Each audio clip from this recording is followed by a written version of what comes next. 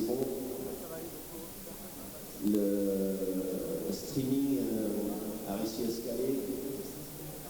On va pouvoir avancer les athlètes et les matchs de 9 heures.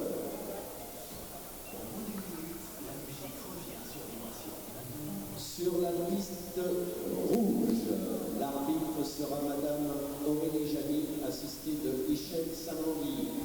Je vous demande d'applaudir très très fort la hongroise Lica Pusztai face à la vénézuélienne Alejandra Benitez.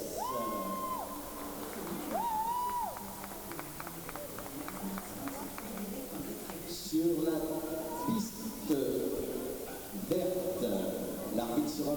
Vadim Butzai, assisté de Laura Becker, Manon Brunet, France, Julia Paul Mikulik, Hongrie.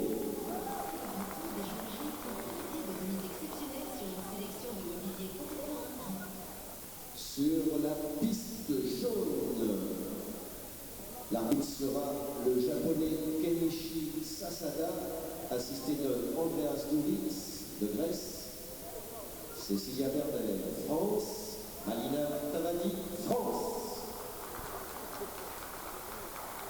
Et enfin, sur la piste bleue, l'arbitre sera M.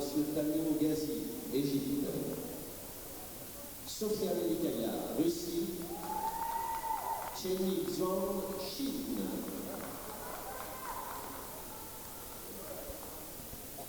Voilà donc les 4 matchs de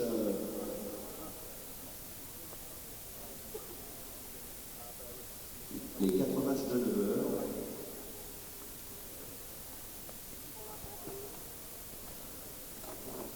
Sous les ordres quatre arbitres. Je vous rappelle que c'est la française Aurélie Jamy qui officie sur la piste rouge. Vadim l'Égyptien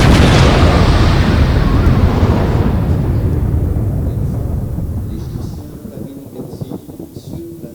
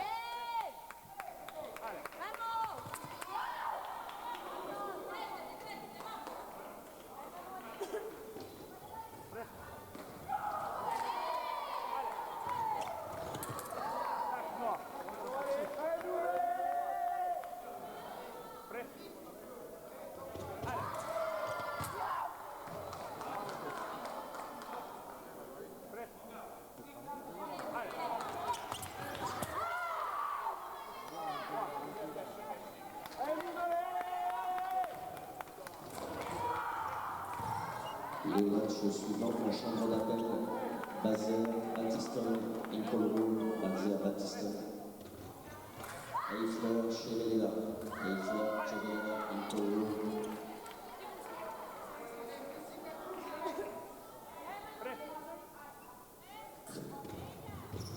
Egorian, Jimak, Incoloro.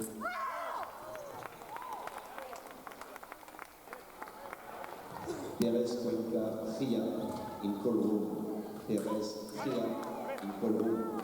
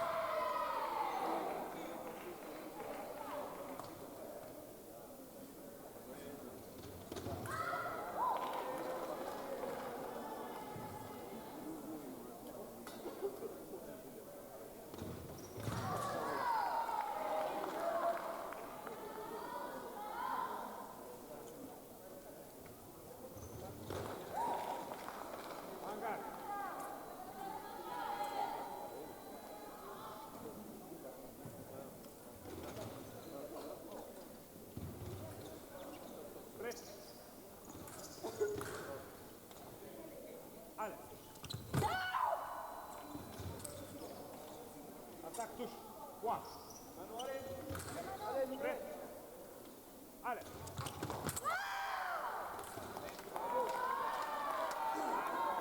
Prêt. Allez. Touche. Point. Attaque contre-attaque. Prêt. Allez, Manon. Allez.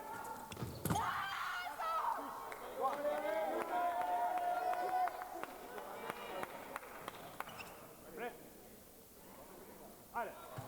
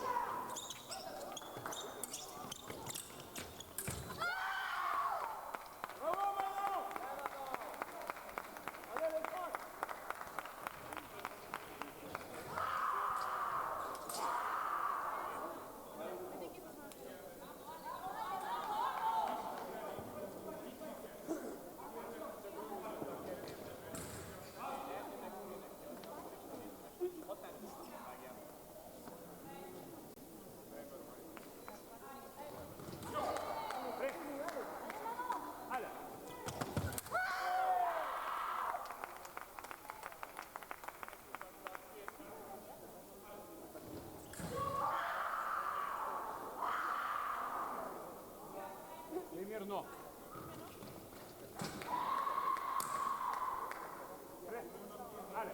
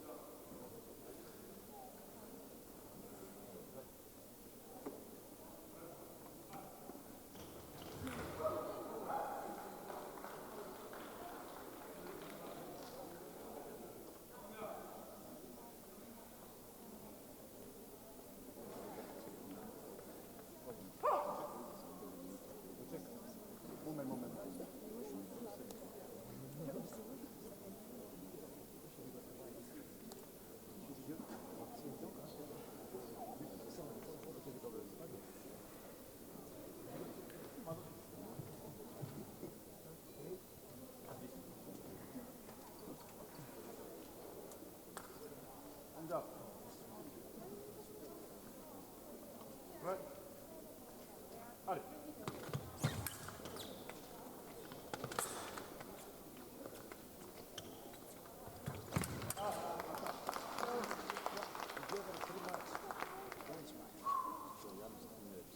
On garde. On garde. Prêt.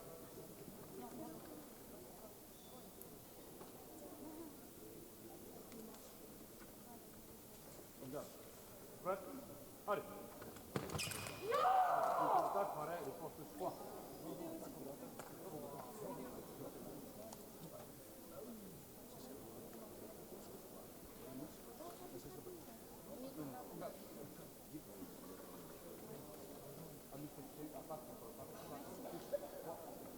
On garde.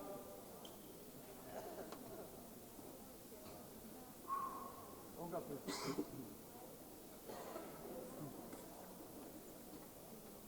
Prêt. Allez. Attaque, attaque,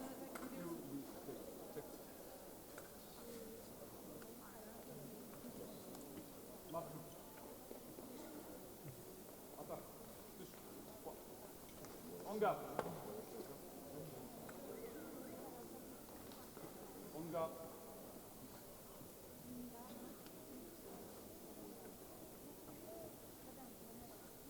Prêt. Allez.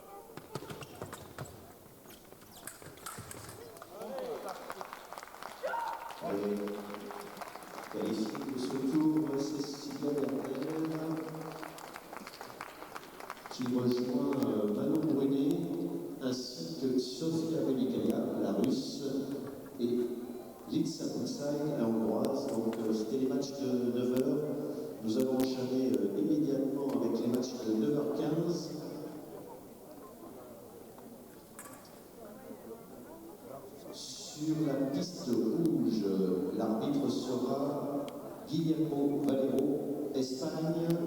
Ce match va opposer Sarah Mazer, France, Michela Battistone, Italie.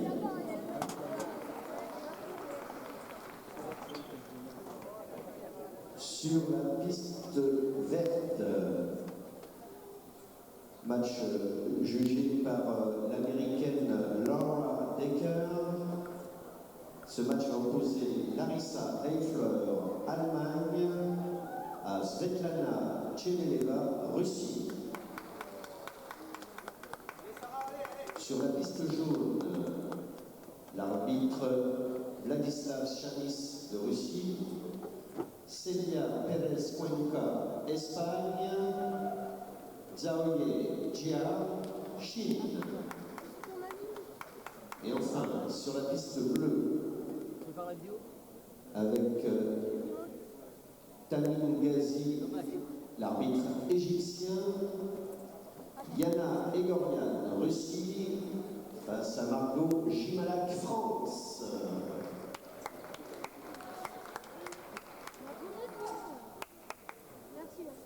Voilà donc ce seront les matchs de 9h15. S'il vous plaît, Matuzak, Pologne, Kharkova, Bulgarie, in call room. Please. Lucia, Portugaise, Martin, Portugaise, Espagne, Tiju Young, Corée, en chambre d'appel, in call room. Yayong Jeong, Corée, Olga Nikitina, Russie, in call room. Charlotte Lepard, France, Evgenia Postrakova, Russie, in call room, en chambre d'appel. Merci.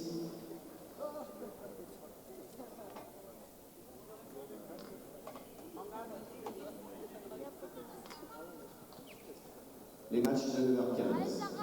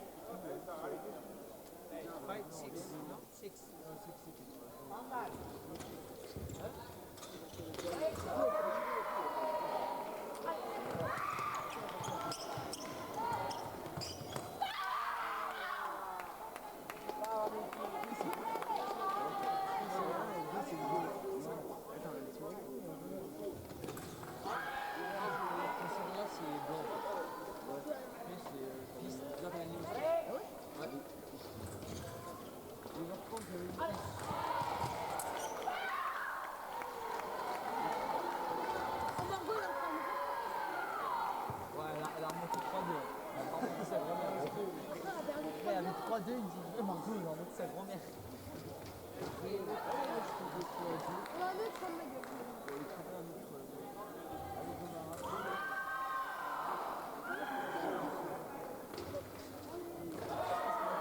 C'est pas quelqu'un qui veut prendre le relais que je vois maintenant. Non, regarde, c'est bon, tu l'as vu. Ah, c'est une fête. Ah, vas-y. Toi, t'es. Il y a une vidéo. Non, non, non. C'est pas possible. Très bien, très bien. C'est dans le zone. Et après, Quoi? à mi-marchand, je pense sur piste.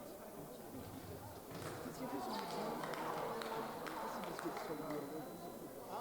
Comme sur piste.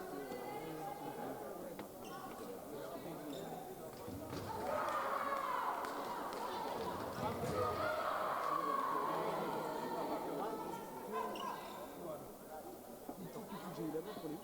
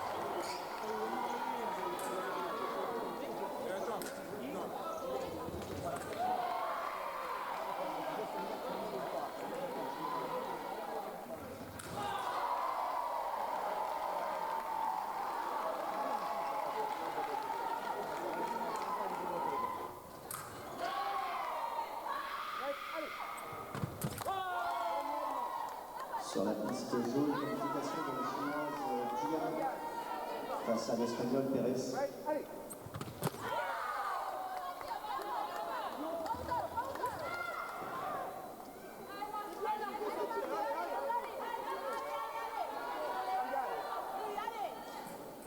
Right, allez.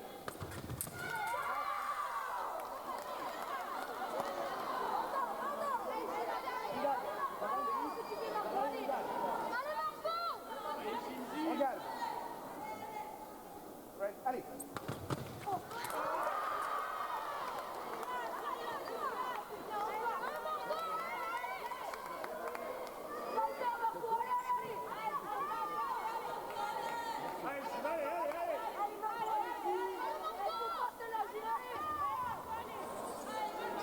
Regarde. Right, allez. Regarde. Right, allez.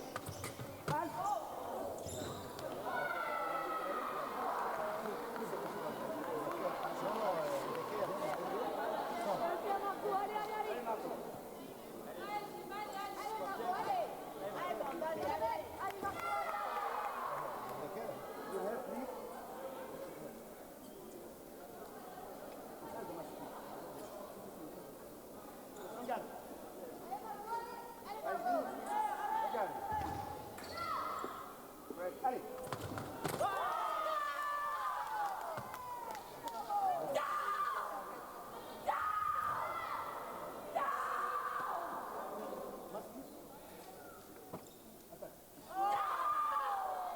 Eh bien, victoire de la Russe égoriane, mais bravo à Margot Gimalak, 15-14 face à la championne olympique. Et victoire de Chemileva sur la piste verte.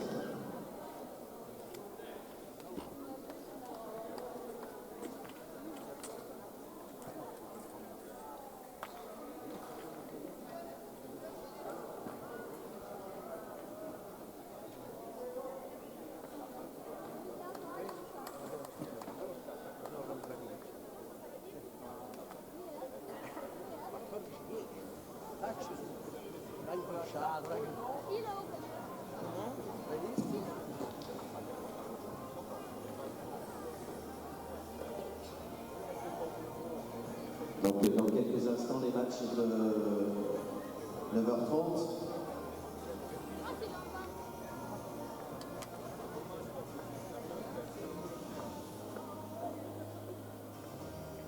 Margot Gimelak qui a eu 4 balles de match dans ce match sur la piste bleue. Hommage orléanaise s'est bien défendu.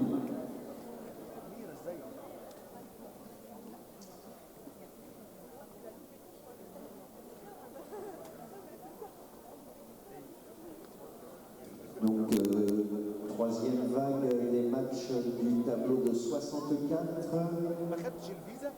sur la...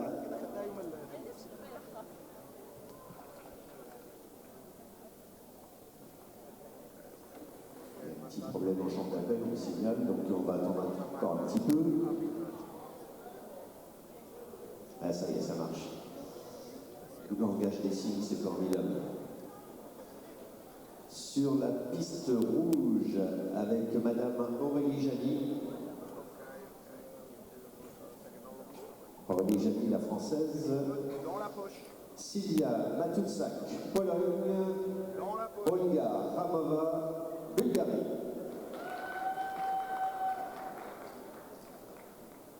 Sur la piste verte avec Madame Laura Decker, USA. Lucia Martin, portugaise, Espagne. Jitsu Yang, Corée. Sur la piste jaune, avec notre ami Andreas Douvis, grec, comme arbitre. Yang Jeong, Corée. Olga Nikitina, Russie. Et enfin, avec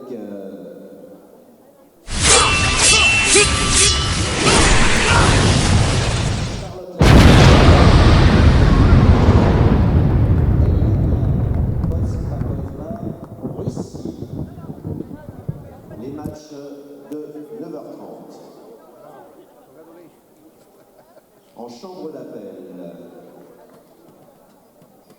Renata Katona, Hongrie. Sofia Pozniakova, Russie, in call room. Sabina Karimova, Azerbaïdjan. Irene Vecchi, Italie, in call room. Jiagui Jiang, Chine. Jorgelis Velasquez, Venezuela, in call room. Maya Chamberlain, USA. Soyoung Choi, Corée, in call room, please. Thank you. Les matchs de 9h30.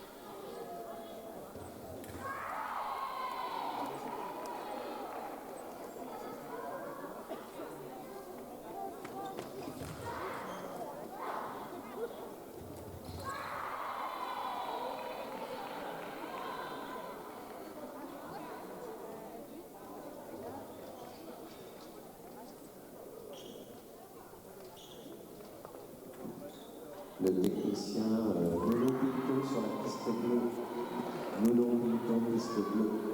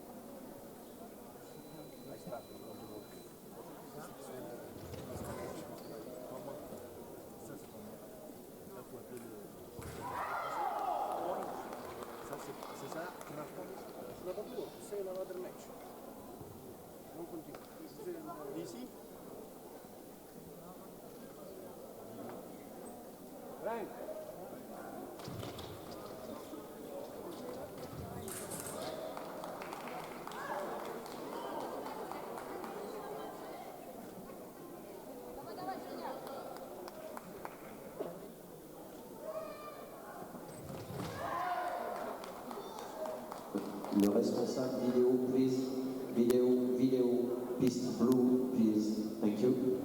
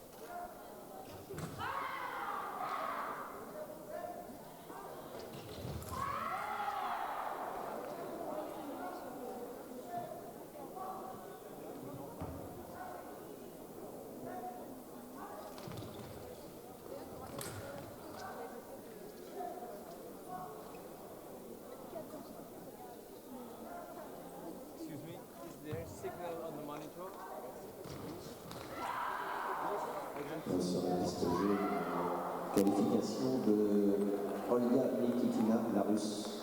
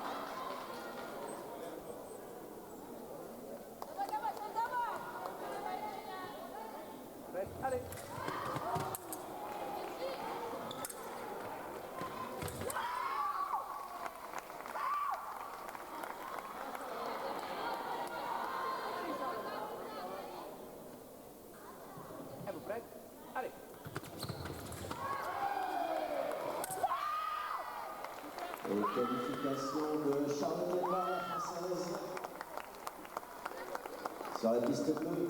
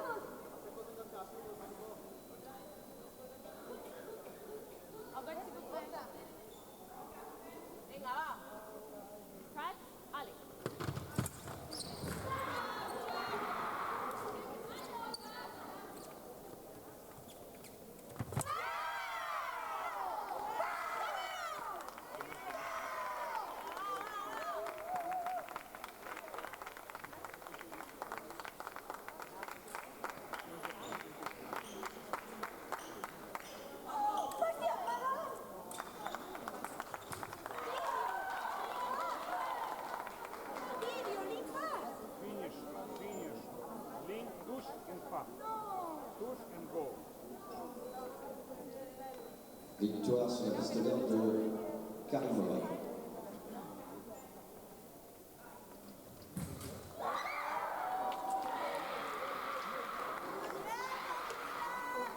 Pardon, c'était Yoon, la coréenne. Yoon, la coréenne, pardon, qui se qualifie.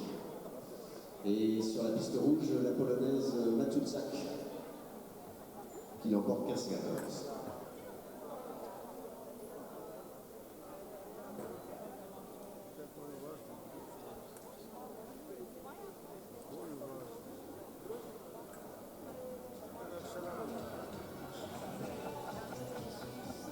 Donc jusqu'à présent, 3 Françaises de qualifiées pour le tableau de 32. Cécilia Berger, Manon Brunet, Charlotte Lévard qui vient de rejoindre ses camarades d'équipe pour le tour suivant.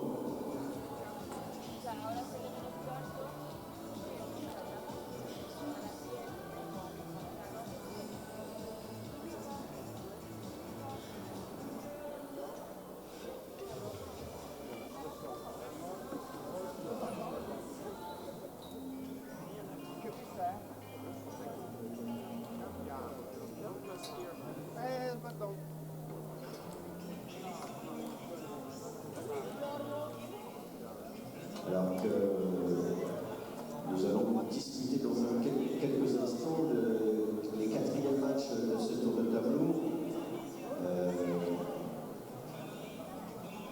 Tout est prêt en chambre d'appel, on prendra un petit peu.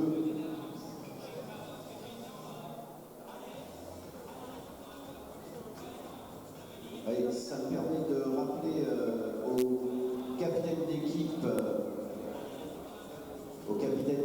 de venir confirmer l'inscription de leurs équipes pour la compétition de demain. Please, team captain,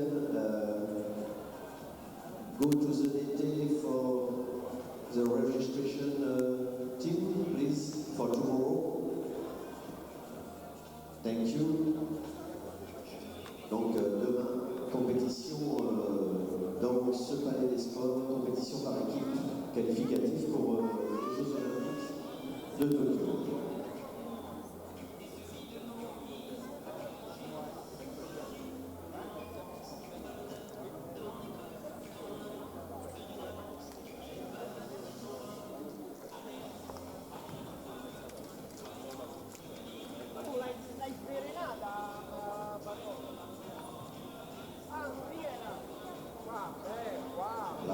L'Azerbaïdjan qui vient de confirmer la première équipe qui est confirmée en participation. Donc présentation des matchs de 9h45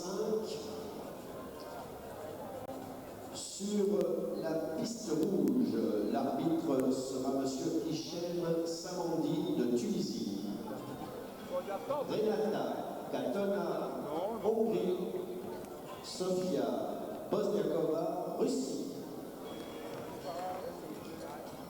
Sur la piste verte, l'arbitre sera l'américaine Laura Taker.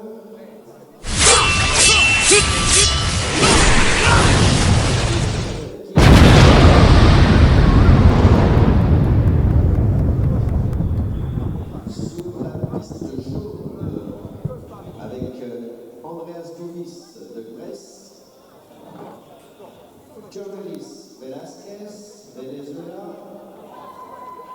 Jerry Kian, Chine. Et enfin, avec notre ami italien comme arbitre Emanuele Bucca, Maya Chamberlain, USA, Soyoung Choi, Corée. C'est sur la piste bleue. Voilà donc les matchs de 9h45.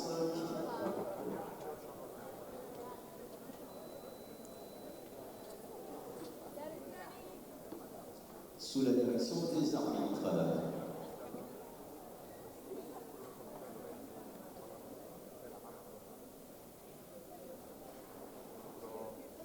On garde.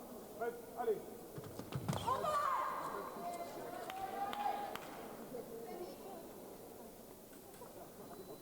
On garde. Prête, allez.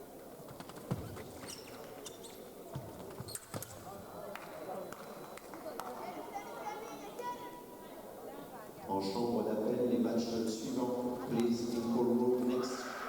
Next match, in call room, please. Thank you. Allez.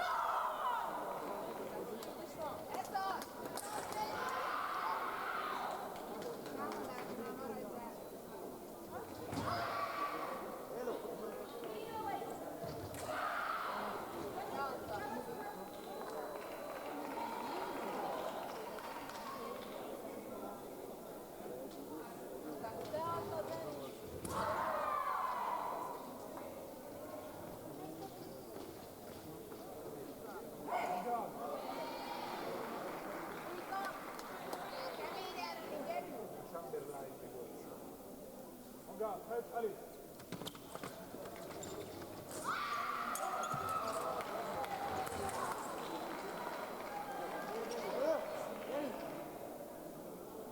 On garde. Prête, allez.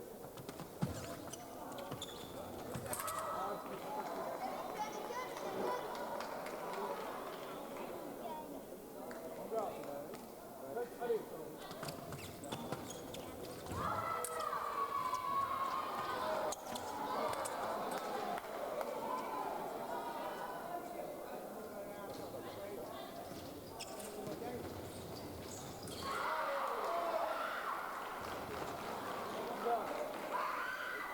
Allez.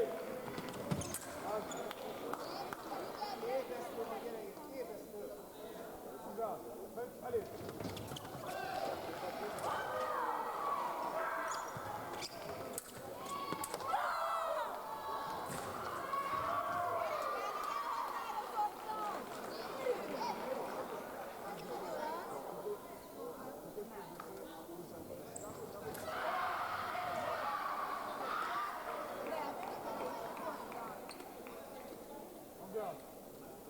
Allez.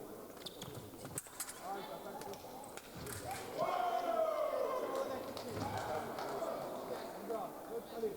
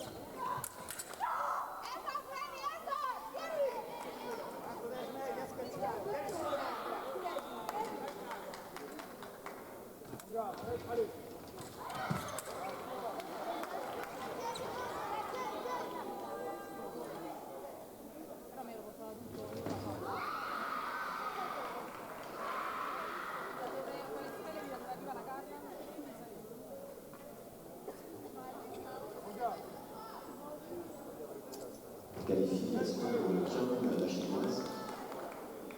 On garde. Prête, allez.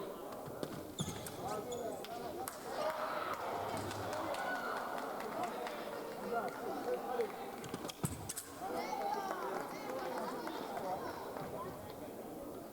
On garde. Prête, allez.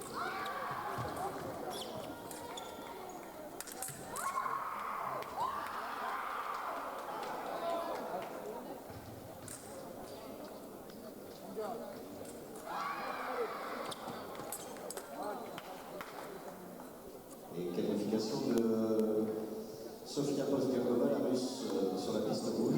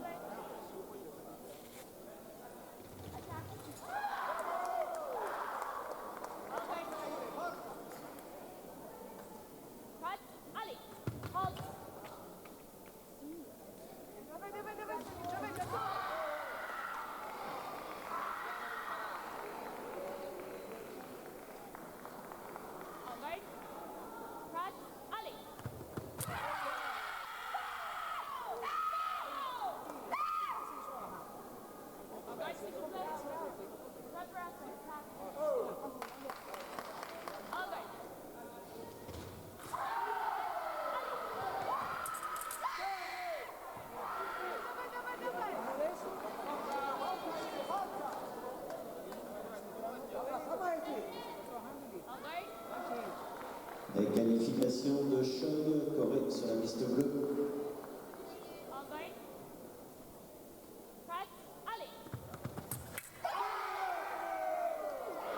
Et qualification de Karimova, l'Azerbaïdjanaise, sur la piste verte.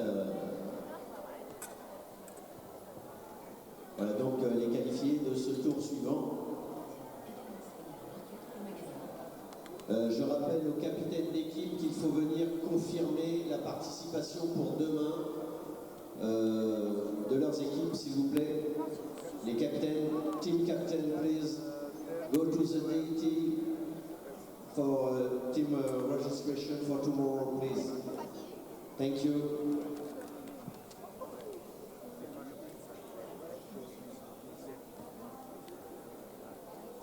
Et dans quelques minutes, les matchs de 10 heures.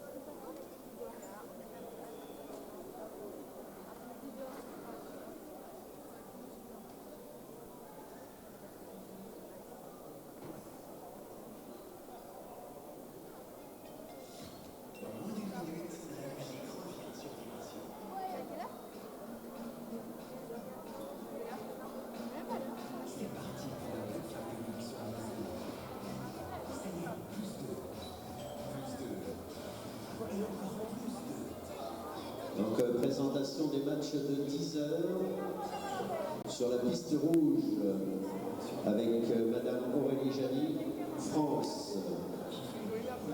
Araceli Navarro, Espagne. Gengyu Yang, Chine. Sur la piste verte avec comme arbitre Monsieur Thibaut Soyer, Malherbe le français, Orléanais du cercle d'escrime orléanais, un arbitre international. Voilà, vous pouvez l'applaudir. Theodora Guntura Grax, Kanae Kobayashi, Japon. Sur la piste jaune avec Vladislav Chamis de Russie, Bianca Pascu, Roumanie, Kamali Thompson, USA. Et enfin, avec notre troisième arbitre français, Christophe Limbardet, Yaki Chao, Chine, Zeynab Dalibekova, Ouzbékistan. Voilà, vous voyez que beaucoup de pays représentés dans ce tableau de 64,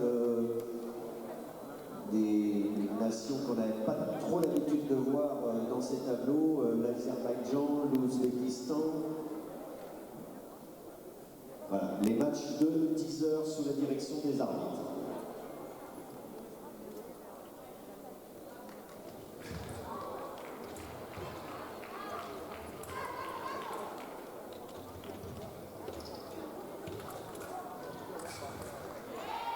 Next match in call room, please. Next match in call room. Les matchs suivants en chambre d'appel. Merci.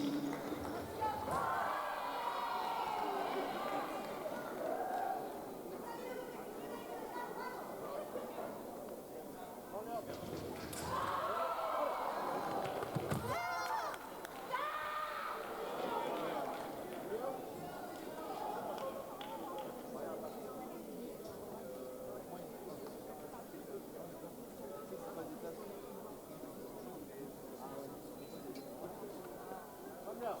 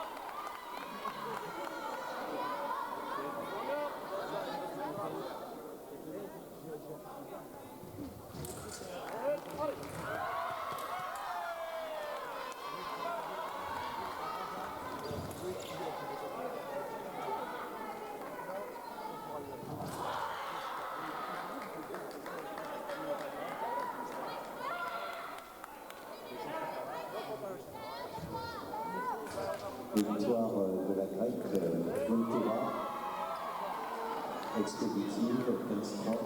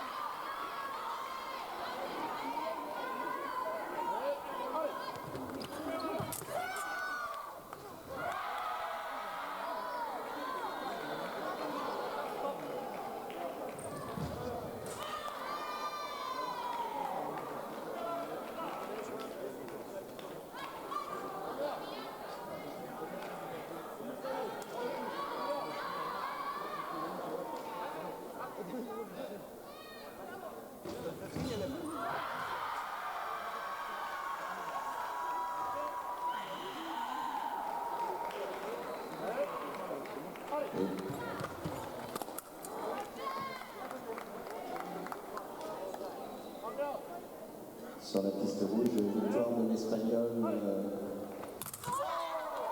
Navarro.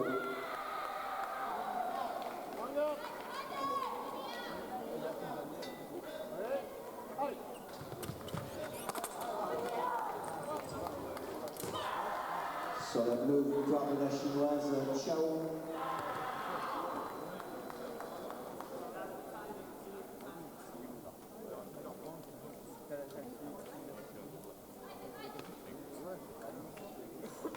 Match très disputé sur la jaune entre la Roumaine et l'Américaine. 14-13.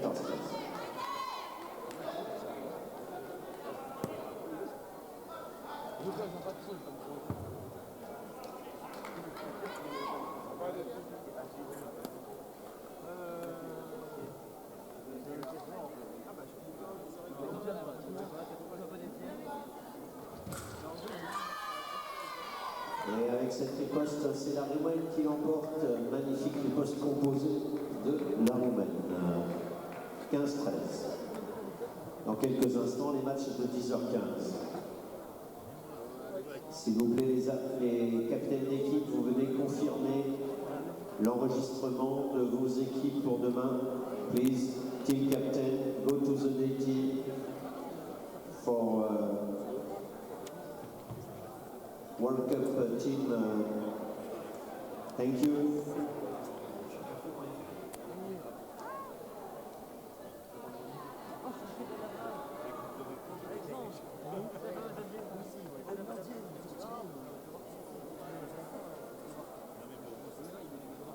Et je vous rappelle, rendez-vous au Zénith cet après-midi à 16h30. 16h30 début du spectacle au Zénith avec un direct sur la chaîne L'équipe.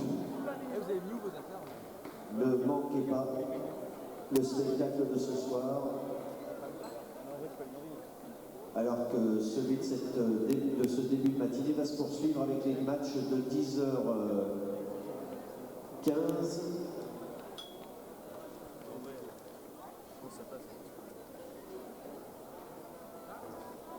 Jean-Marc, est-ce que c'est bon?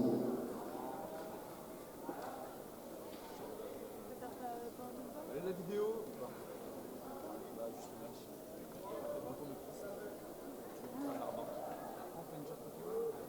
Alors les arbitres seront messieurs Chamis, Bouka, Valero, Goodside.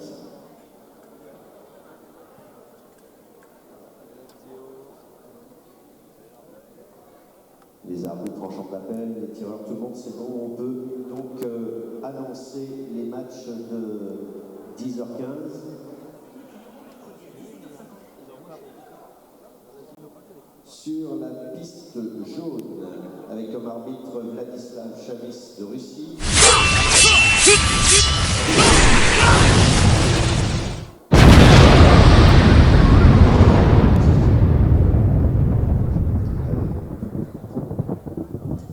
Ce sera Guillermo Valero, l'Espagnol, qui sera l'arbitre de ce match. Aoun Hong, Corée, face à Shika Aoki, Japon. Sur la piste verte, avec monsieur Vadim Goodside, Ukraine. Margoritis, France. Rossella Gregorio, Italie. Sur la piste jaune, avec notre ami russe Vladislav Chamis comme arbitre, Disney's Uludağ, Turquie, Rebecca Gargano, Italie. Et enfin, sur la piste bleue, avec comme arbitre Emmanuel Bucca, Italie. Alors attention, là je prends mon élan. Shadalavada Amanda Sundarama, Inde, face à Amira Ben Shaban, Tunisie. Pardon, Marta Punda, Pologne. Excusez-moi, j'ai sauté une ligne. Marta Punda, Pologne. Sorry. Excusez-moi. Oh, on a mis l'année. La vidéo. Les matchs suivants en chambre d'appel. Please, in call room, Marielle Zagonis, Shiomi Fukushima, Anna Bashta, Despina Georgiadou, Petra Zaoni, Lucia Lucarini, Alina Mihailova, Amira Ben Shaban. Please, in call room. Les matchs de 10h15.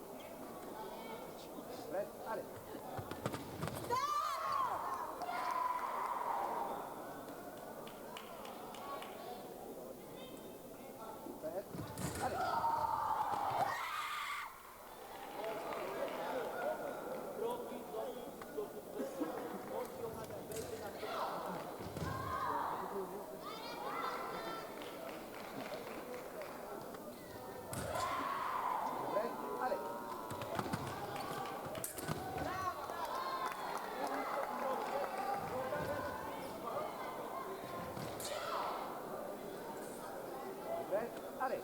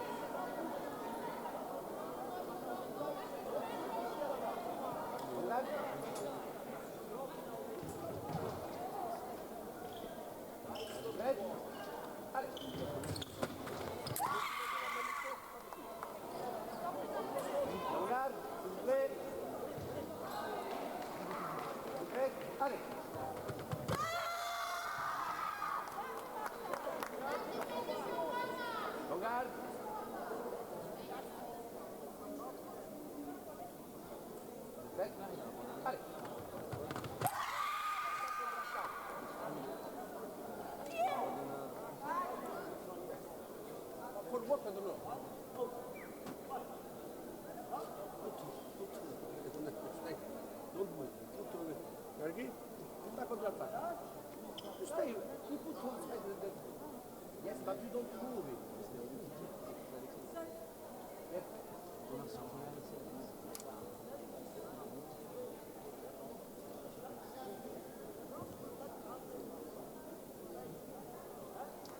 Regarde, s'il vous plaît. S'il vous plaît.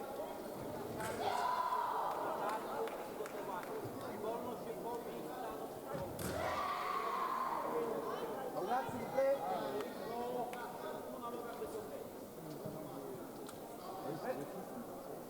Allez.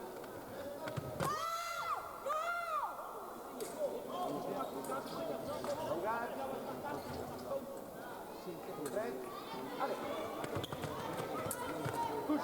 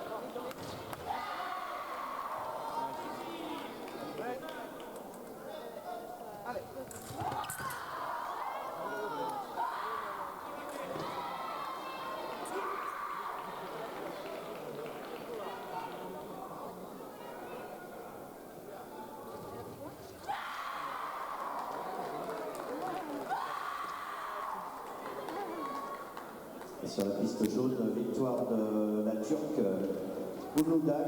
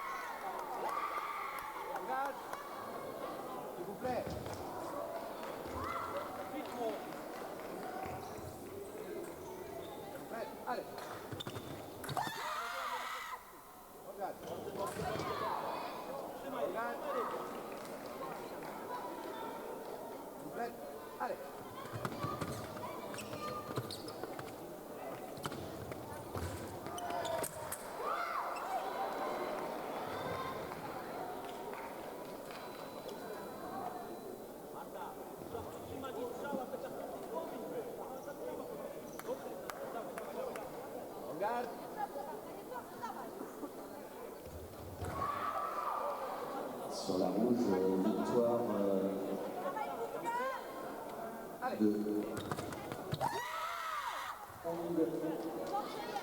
la Coréenne.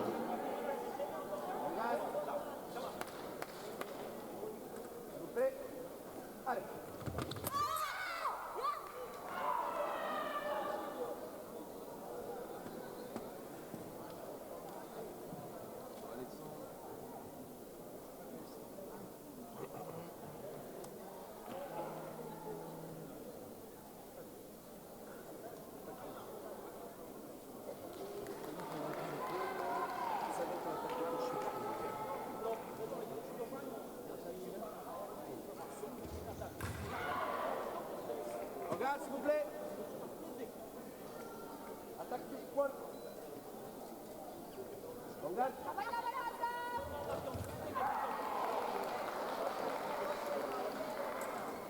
S'il vous plaît, allez.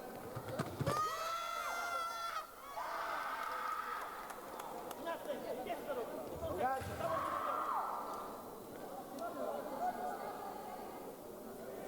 S'il vous plaît, allez.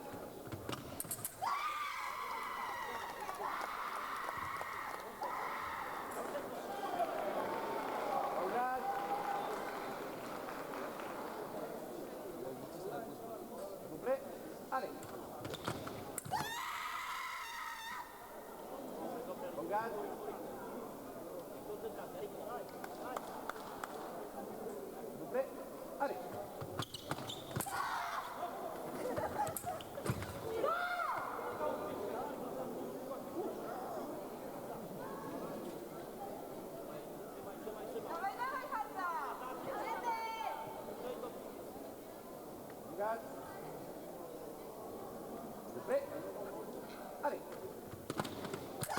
Ne lui cause pas de touche. Regarde.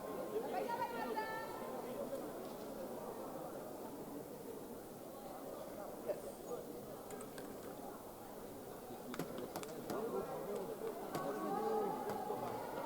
Regarde.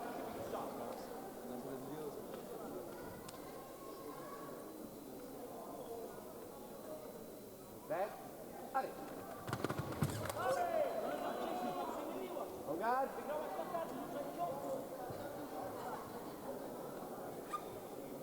Prêt. Allez.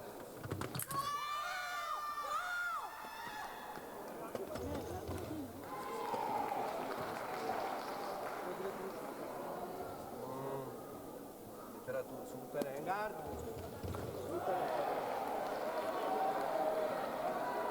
Regarde.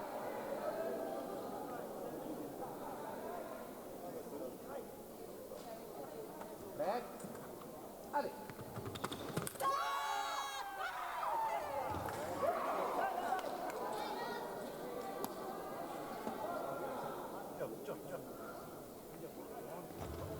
Yes. Blade in a post. One.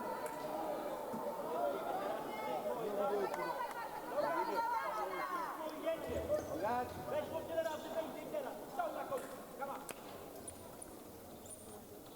Prêt. Allez.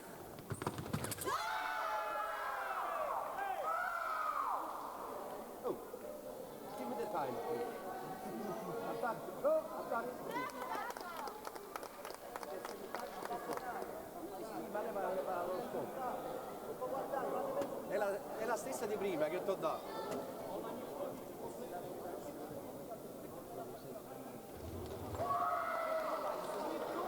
È la stessa di prima.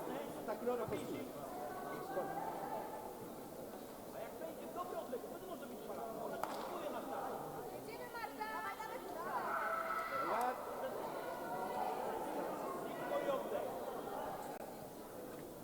Allez.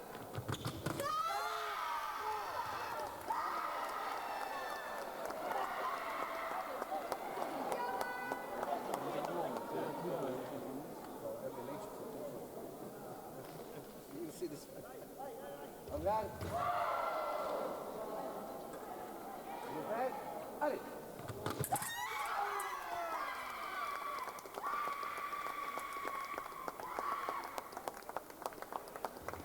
Sur la piste bleue, victoire de la polonaise Pouda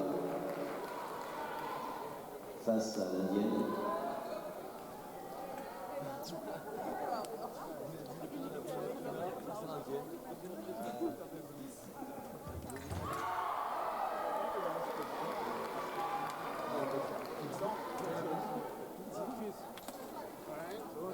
T'as fait, hein? Marco, allez, allez, Marco! Prêt? Allez!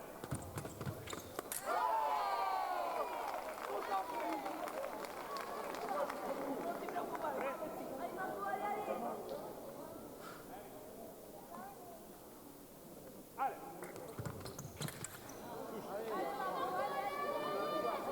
Allez, Marco!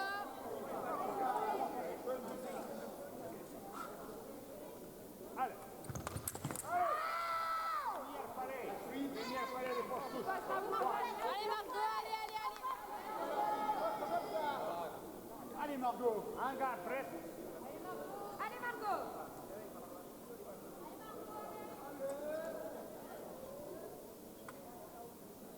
Prêt? Allez, Marco, allez! Allez!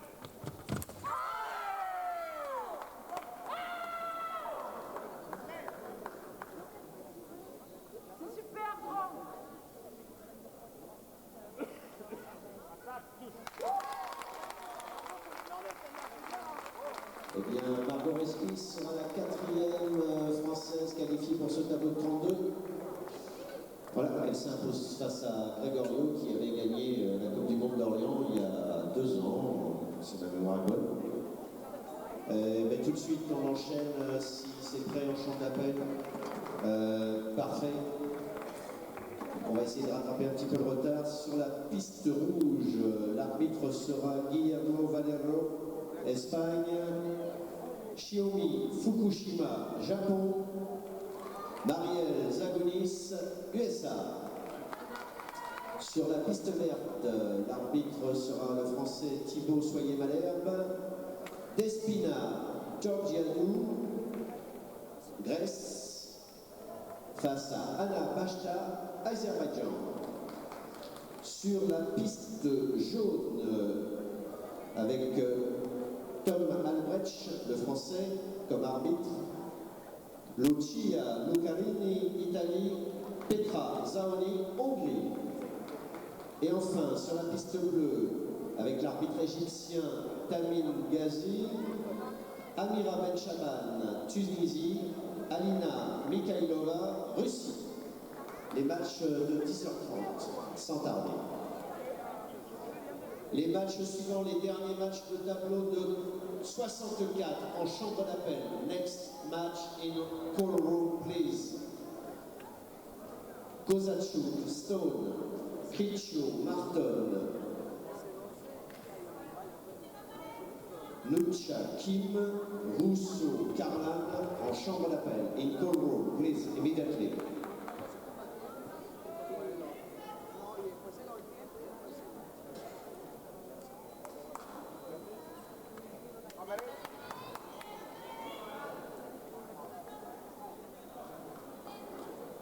Regarde.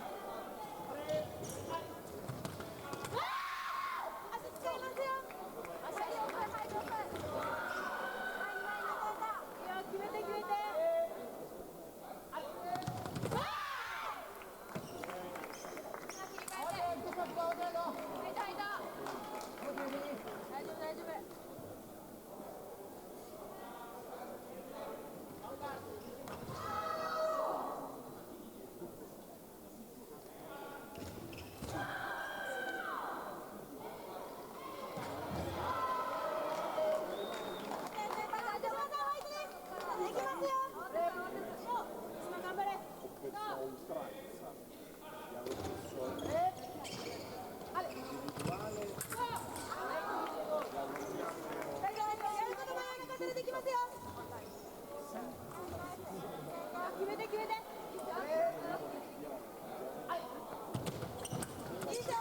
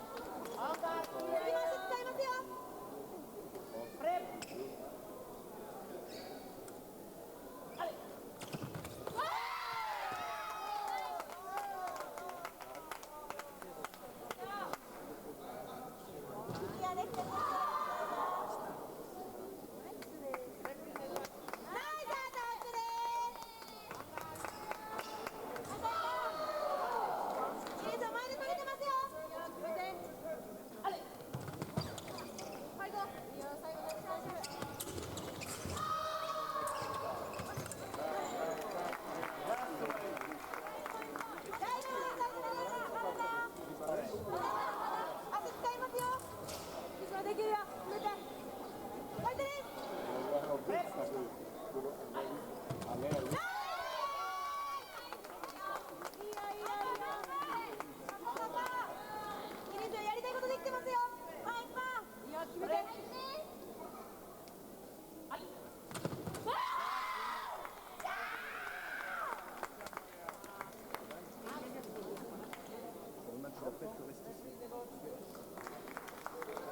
Sur la liste rouge, victoire de l'organisatrice américaine.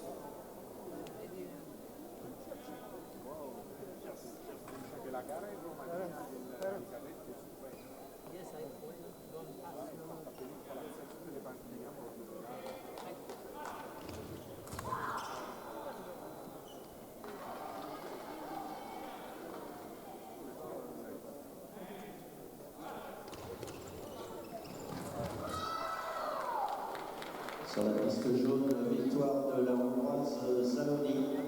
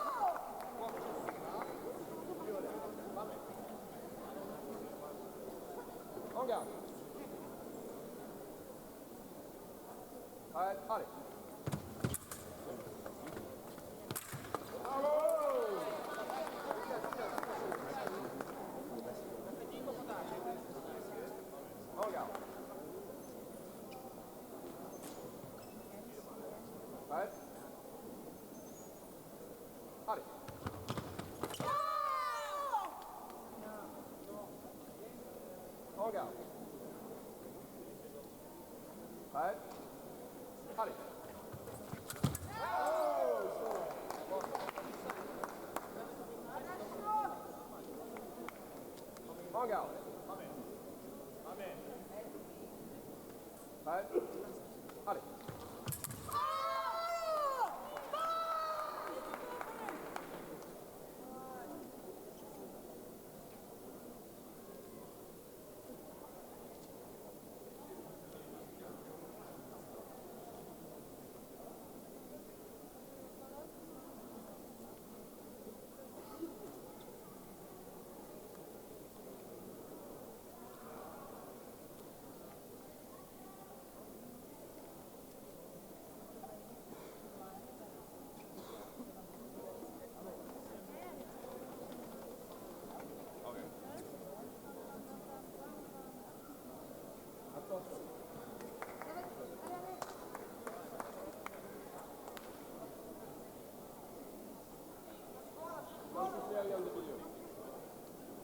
En garde. Prêt, allez.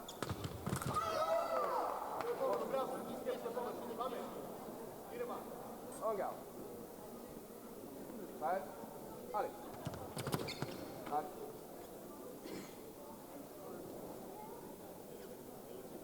En garde.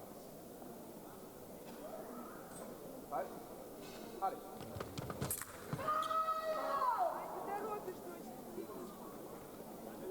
En garde. Prêt, allez.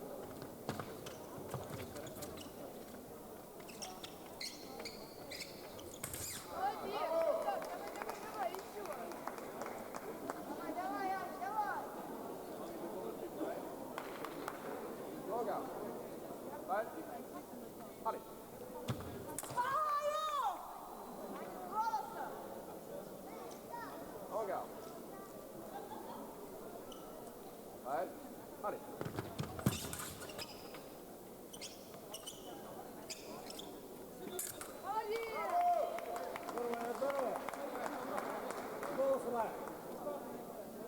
En garde. En garde. Prêt, allez.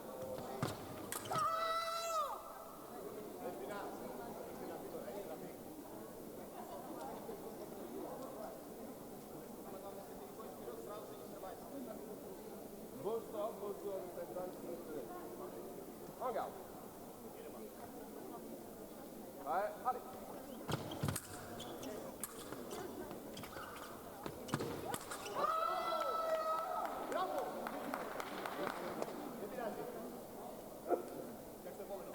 En garde. Prêt, allez.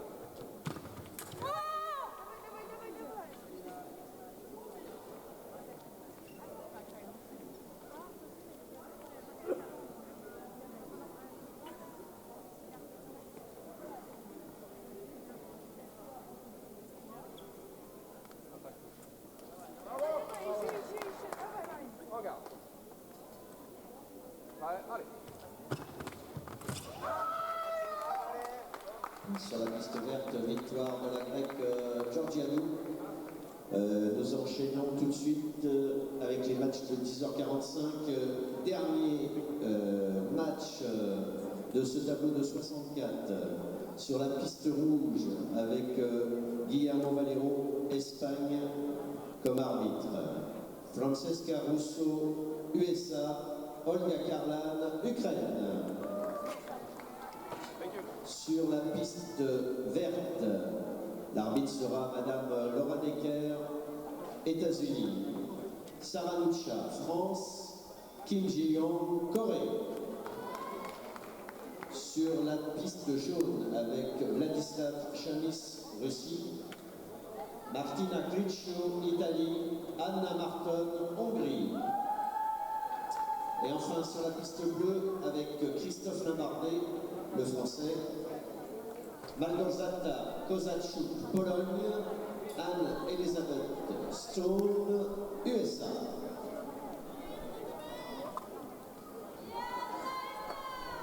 Les matchs suivants en chambre d'appel. Velikaya, Egorian, in call room, please. Berder, Gia, en chambre d'appel, in call room. Brunet, Shemeleva, in call room. Foot style Batista in call room. Thank you.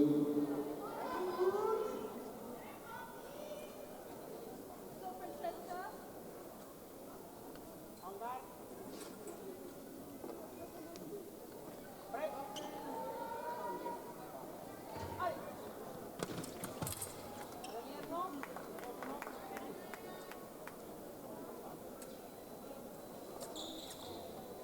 Prêt. Allez.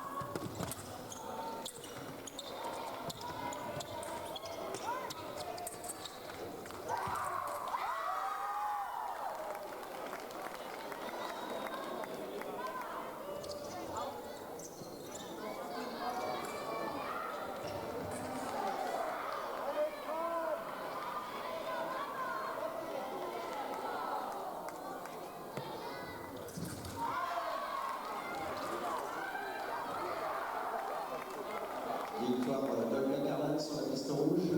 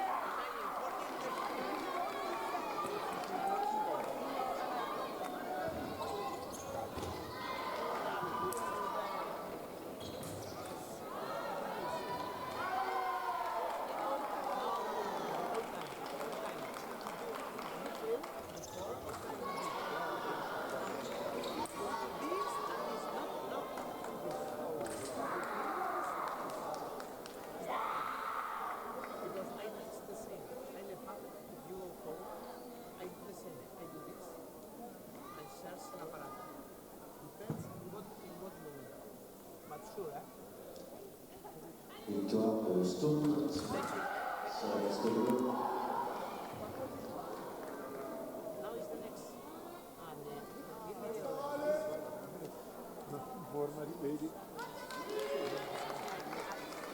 Partout sur la jaune.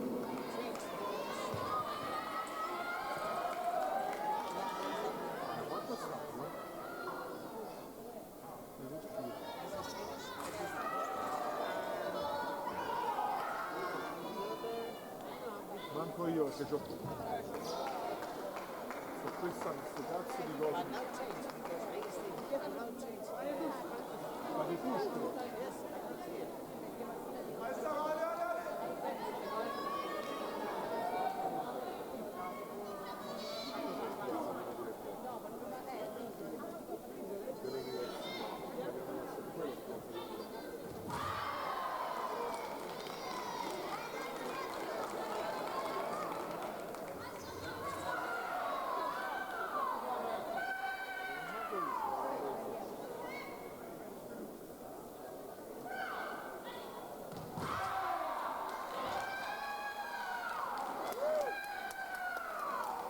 Victoire de Riccio sur la jaune. Anna Marton, qui était vainqueur de l'édition de l'an dernier, qui est déjà sortie sur ce premier match. Et 13-11.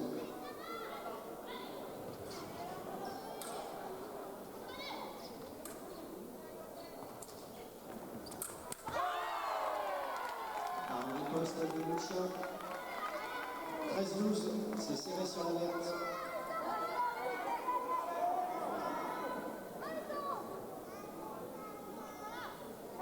Allez.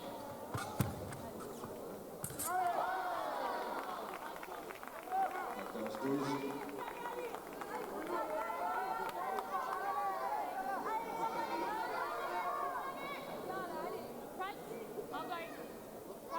Allez.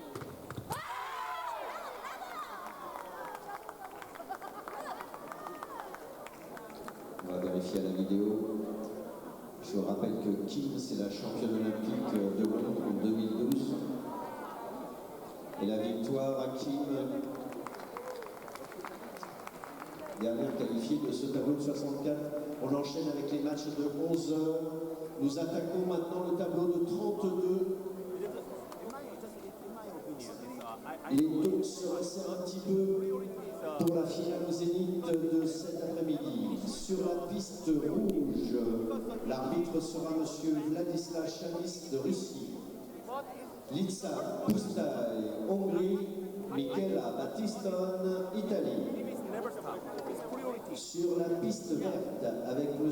Tamim Ghazi d'Égypte. Manon Brunet, France. Svetlana Shemeleva, Russie.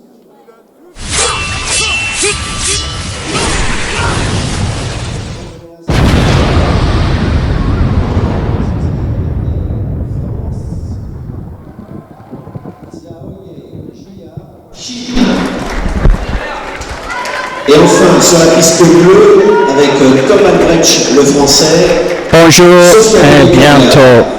Yana Egorian, Russie. And welcome to Orléans and the Palais du Sport for the round of 32 at the World Cup Women's Sabre, the first Women's Sabre competition of the year. Yun Karimova, please, in call row. We resume the season. Bosniakova in call Well, we row. resume Olympic qualification, I should say. It's the start of the new season. And, well, this is what it's all about. Olympic qualification for the teams starts tomorrow, but the second route to qualifying for Tokyo 2020 is via the individual route. And here's how things stand. The two European places at the moment with Anna Marton and Bianca Pascu. The Pan American spot goes to Gabriela Page. It's Narika Tamura of Asia with Bhavani Devi of India picking up the two Asian spots, and Noor Monser of Egypt with the African spot. But let's turn our attention to the fencing. First up, we have hometown favourite Manon Brunet, the world number 3, up against Svetlana Sheveleva of Russia. One apiece to get things underway.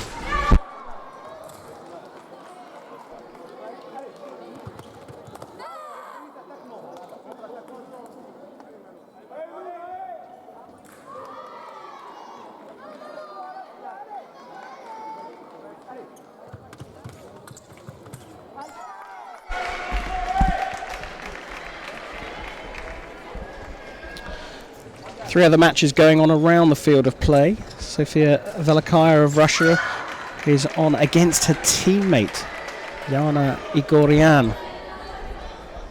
Igorian leading that one 3-1 at the moment. There's another fencer from Orléans, from a local club here, Cecilia Berder. She's on the yellow piste up against Jia Qiaoi of China. Lisa Pushtai of Hungary is up against Michaela Battiston of Italy. And it's Jisoo Yoon of Korea up against Sabina Karimova.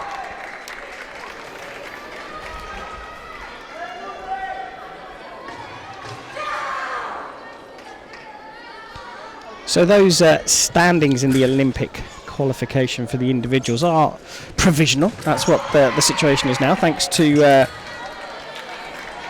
Dave Baker from Australia, lives in London, who's produced these rankings. He has a Facebook page, in fact. Fencing qualification for Tokyo 2020 Olympics. And we got those graphics directly from him for this coverage. This coverage, incidentally, is brought to you by Leon Paul, sponsoring the broadcast here and the English-speaking commentary. Thank you to them. And they're running a special this weekend, just for this weekend only. Leon Paul have a special offer, a discount code giving you 10% off both the English and the French stores. So if you need some new kit, that's the place to go this weekend. Particularly if you need a new sabre glove. Now the new rules have been applied.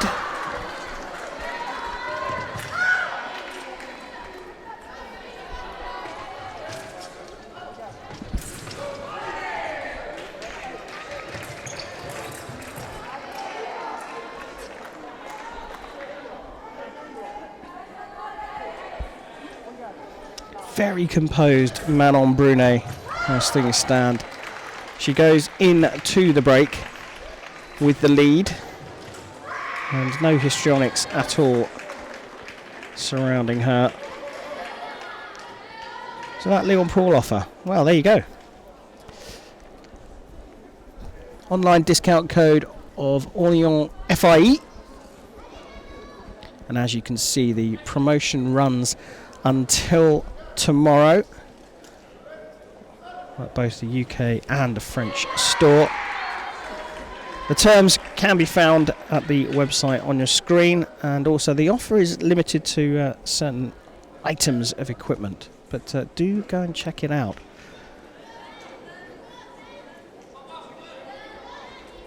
It was around the field of play, and I can tell you that Yana Igorian from Russia is leading her compatriot Sofia Velakaya 8-6 at the break. Cecilia Berder is 7-4 up against Zhao. And Lisa Pushtai of Hungary is 8-3 up against Michaela Battiston of Italy. We're about to get back underway here though.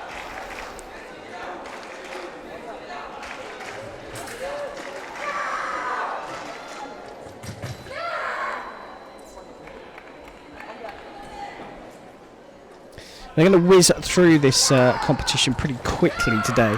We go through the 4 waves of 32, and they've got it scheduled for within the hour due to finish at midday. And the 16 will start then, and we'll have 2 waves of the 16, which will run through to 12:30.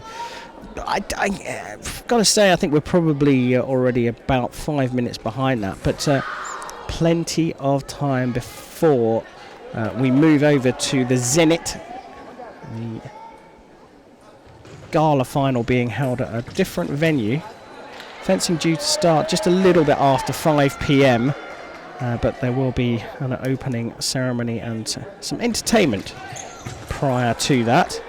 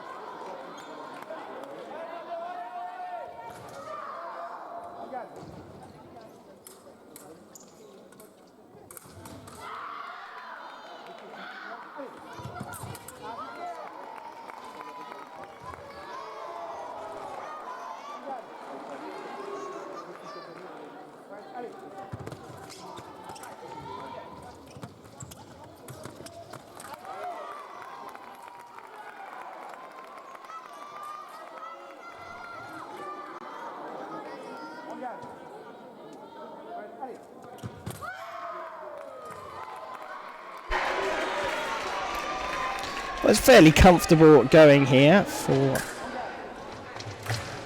hometown favourite Manon Brunet.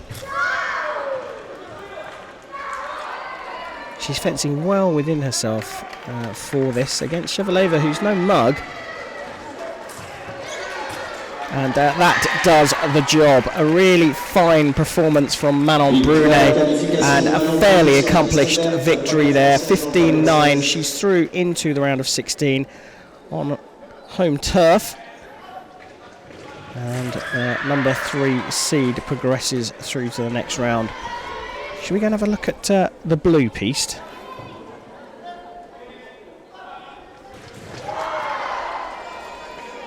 We get there just in time to see Yana Igorian taking out Sofia Velakaya 15-10. I can't tell you too much about that fight because we only got to it right at the end. But the world number 24, former Olympic champion, current Olympic champion in fact, is through to the round of 16.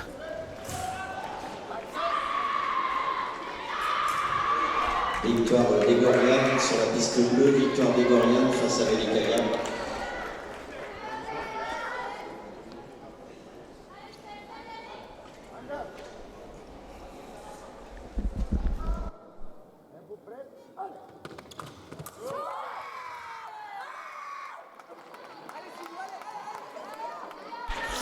So we move on to the yellow piece. Cecilia Berder looking fairly solid and fairly comfortable. Also from the local club here in Orléans. If you're wondering where Orléans is, we're about 50 clicks south of Paris.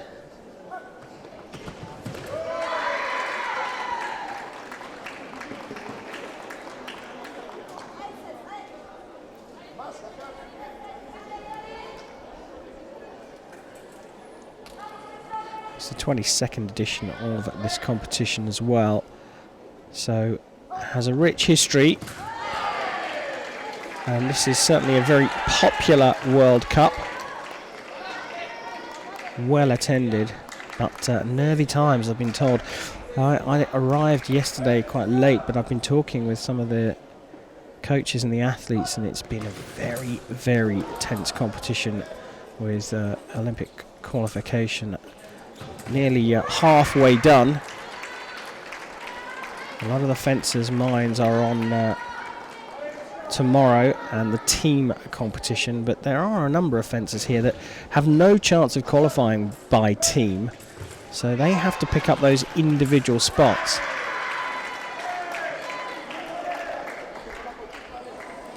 And here we see Cecilia Berder progress. Jia is having an appeal. I suppose there's no reason not to go for that, seeing as the fight is potentially over otherwise. But I can't see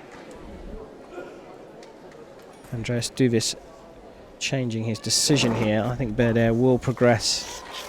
And, well, there you go, curse of the commentator. He does indeed change his mind. 14-12, so Berder has to do it again.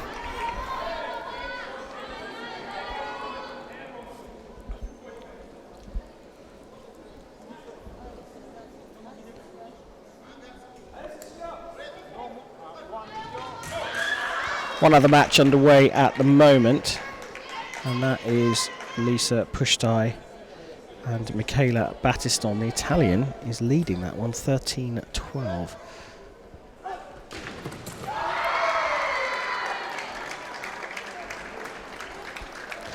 This time it's Cecilia Berder who calls for the video review.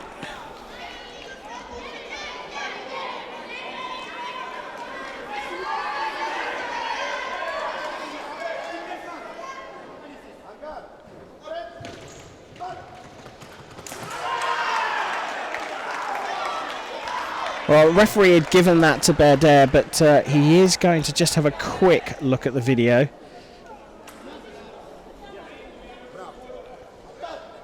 And that hit is given. Cecilia Berder goes through in the end, 15-13, so it was a little tighter than perhaps she expected. But the French fencer through to the 16.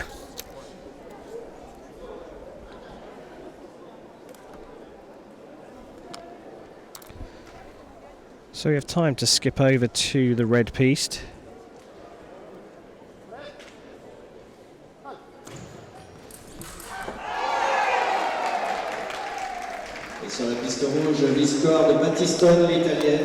Well, just in time to see Michaela Battiston take out the fancied world number 8, Lisa Pushtai. The Italians haven't had a great day, that's for sure. But Michaela Battiston is flying the Italian flag well.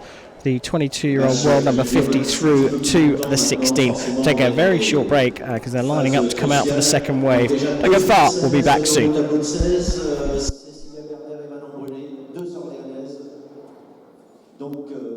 Qui continue l'aventure.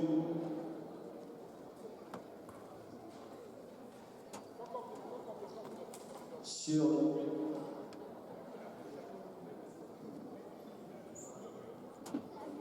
Monsieur Valero, Monsieur Douvis, Monsieur Sassada, Monsieur Samedi en chambre d'appel. Sur la piste rouge, l'arbitre sera Hichem Samandi de Tunisie, Silia Matoutsak, Pologne, Sofia Pozniakova, Russie. Sur la piste verte, arbitre Kenichi Sasada du Japon, Jitsu Yong, Corée, Sabina Karimova, Azerbaïdjan. Sur la piste jaune avec Andreas Douvis.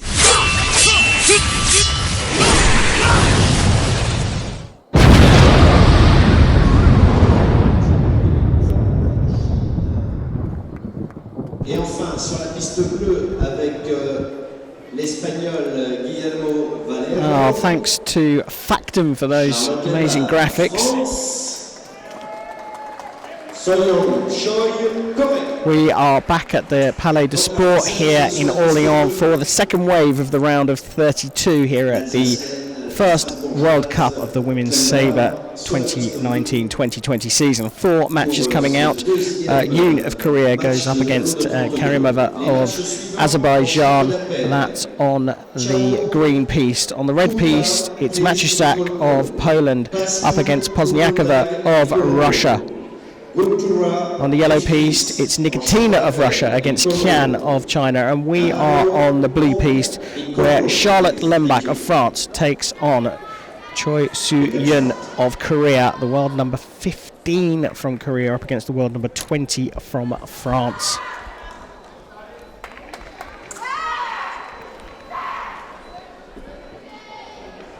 Just about ready to get underway here. This for a place in the last 16 and a match up against Yana Igorian of Russia.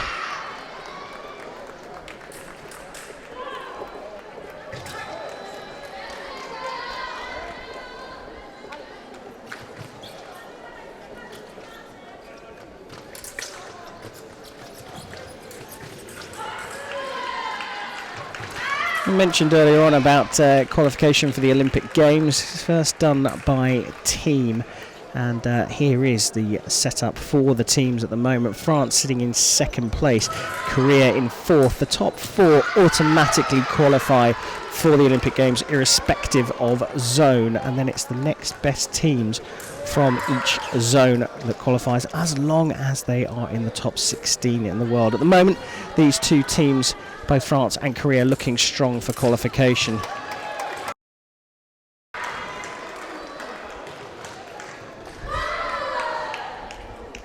And you have to say that both Lembach and Choi would fancy their chances of being in their respective teams.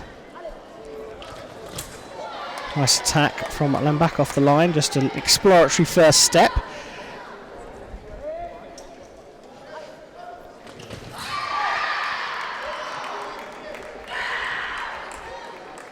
Choi's working that particular hit to flank. But that's what's working for Lembach when she comes off the line with eyes open, looking to see what Choi does. If she doesn't attack her, then just a patient pressing attack does the trick. They're stepping onto the line, looking for a parry riposte. Choi coming straight out of the blocks. Lembach winning the tactical decision-making battle at the moment.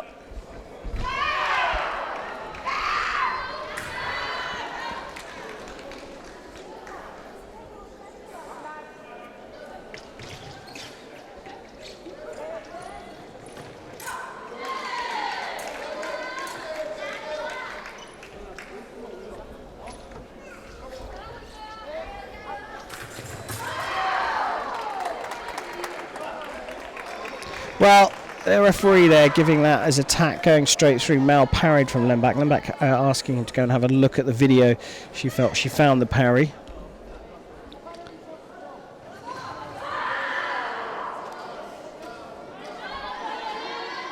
Hit stands. I'm not entirely sure what the referee was saying. Two meetings of the blade, perhaps, but either way, it was Choi's hit. That one, though. First one is no from the Korean, and Lembach back into the lead. 언니 너무 구부지 마요. 수영가. 수스텝. 아니.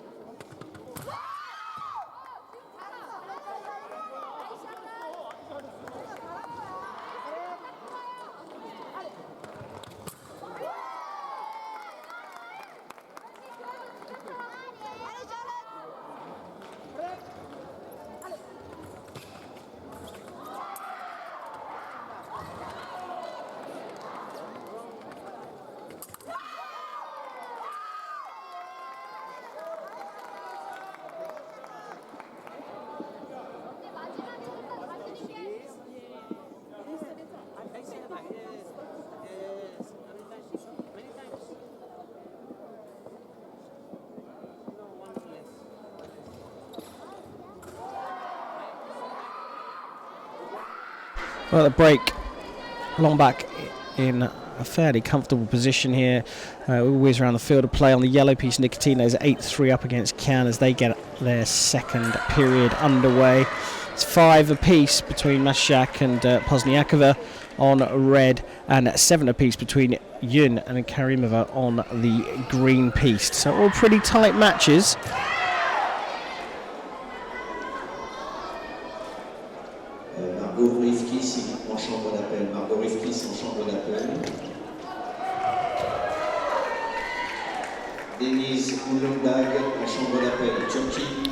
And we are just about ready to get back underway here in this round of 32 match. Charlotte Lembach of France up against Choi Soo-yun of Korea.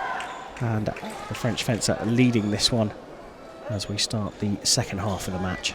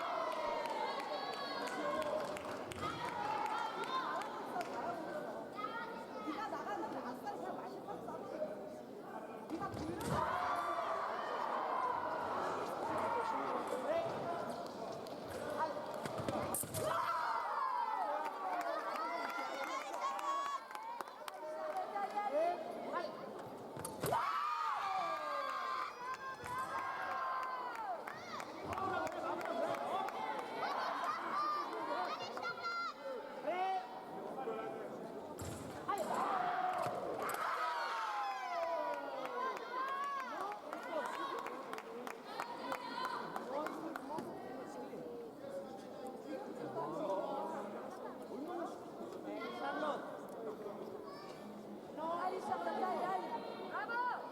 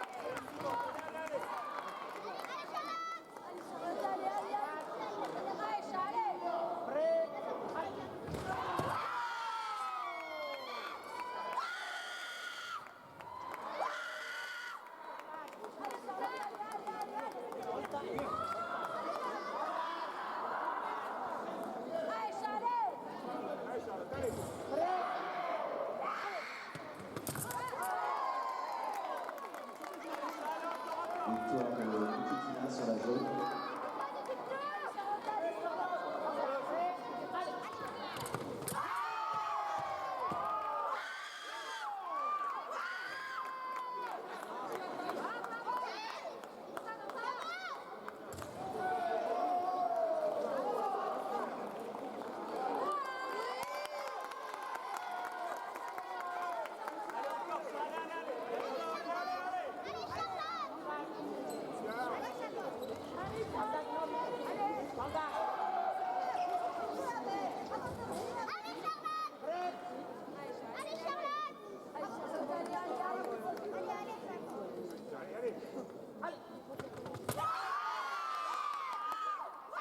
Victoire de Karimova, Azerbaïdjan sur la verte.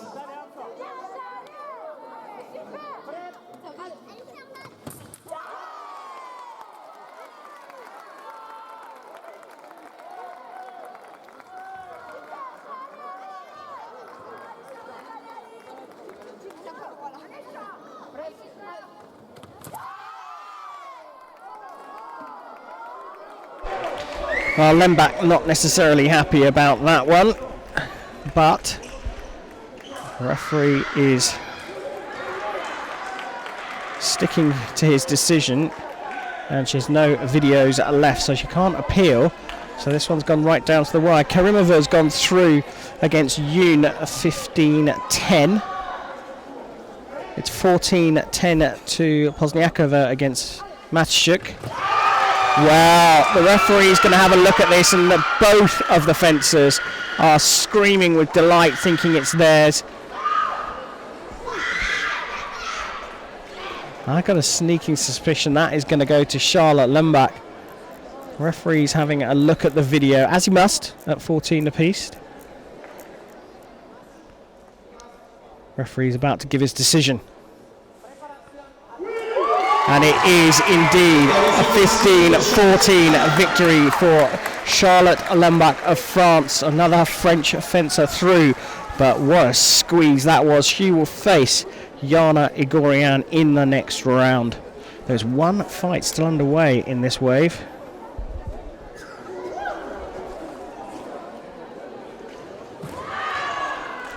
And here we have it.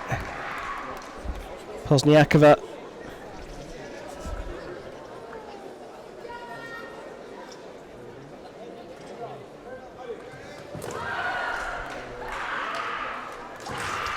Pozniakova just taking it as we get to the match. A 15-12 victory for her. Nothing is simple today. No one is cruising through. It's been tight throughout.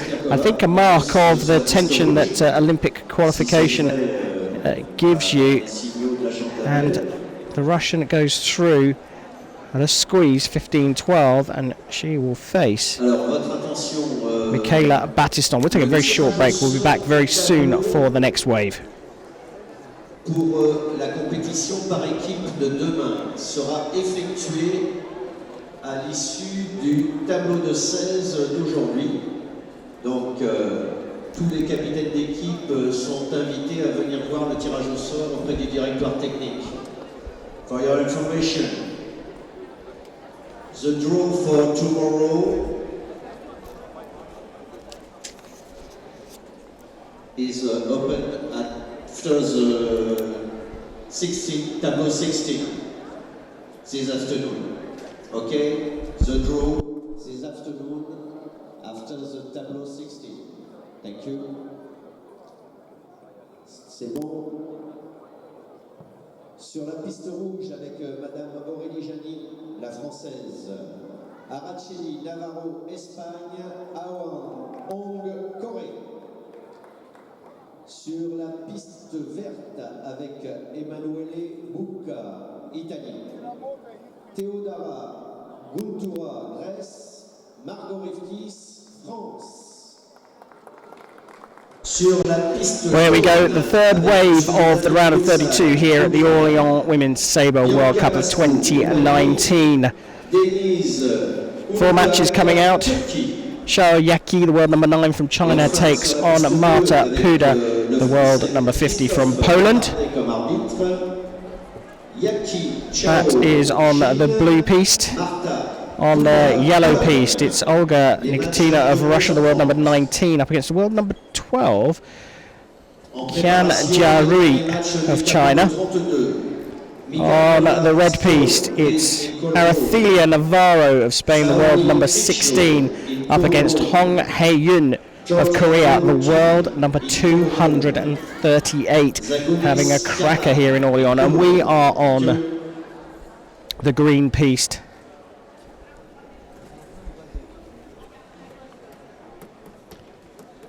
And we are going to have another French fencer on the coverage.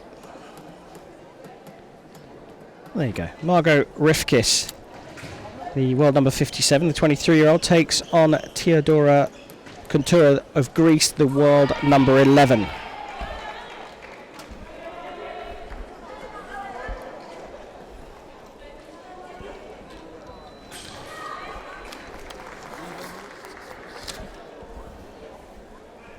I've got a little treat in the commentary box. John Southfield from Great Britain. John, welcome. Hi, Karim. Good to be here.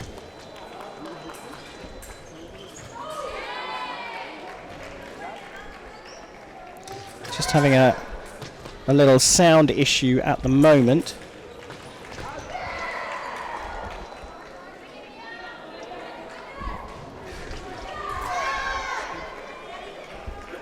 John, I'm not sure whether we can hear you. Can you say something? I can hear you now, Karim. I think we're having some sound issues with John, but here on piste it's Kuntura who's leading 2-1 against Margot Rifkis.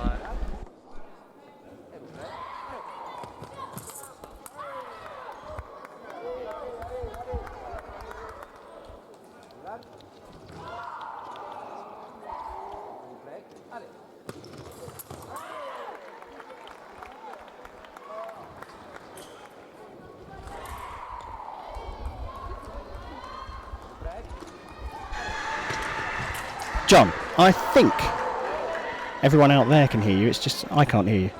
Okay, I can hear you, Karen. Well, hopefully you're hearing John. We'll check out John. Great Britain not had the best competition here in the individual tournament. No, it was extremely disappointing for us, to be honest. We were hoping for a lot more than we got, and it would have been nice to have some involvement in this stage of the competition, but it wasn't our day yesterday. Quite a young group of fencers, and we'll push on to the next one, trying to train hard and solve a few issues before Salt Lake City in December. Yeah, no, it's not long before you are back in action. That's right, just a few weeks and go to the US, to Salt Lake City. I think it's going to be significantly chillier there than it is out here in Orléans. And that's another World Cup event, so individual and team for women's sabre. So Rifkis, the French fencers, started well here, but both Georgiado and Guntura, the two Greek fencers here in the second day in this competition, on in leaps and bounds in the last 2 or 3 seasons. Both made top 8 results at World Cup level, and they're vying with each other for that lead spot, either to qualify direct through to the Olympic Games, or at very least to be the representative for Greece at the European Zone event. Yeah, we talked about the Olympic qualifying standings, and it is an interesting one for the team, particularly today for the teams or the athletes from teams that aren't necessarily going to qualify by team. Absolutely right, yeah, absolutely. It's incredibly competitive, obviously.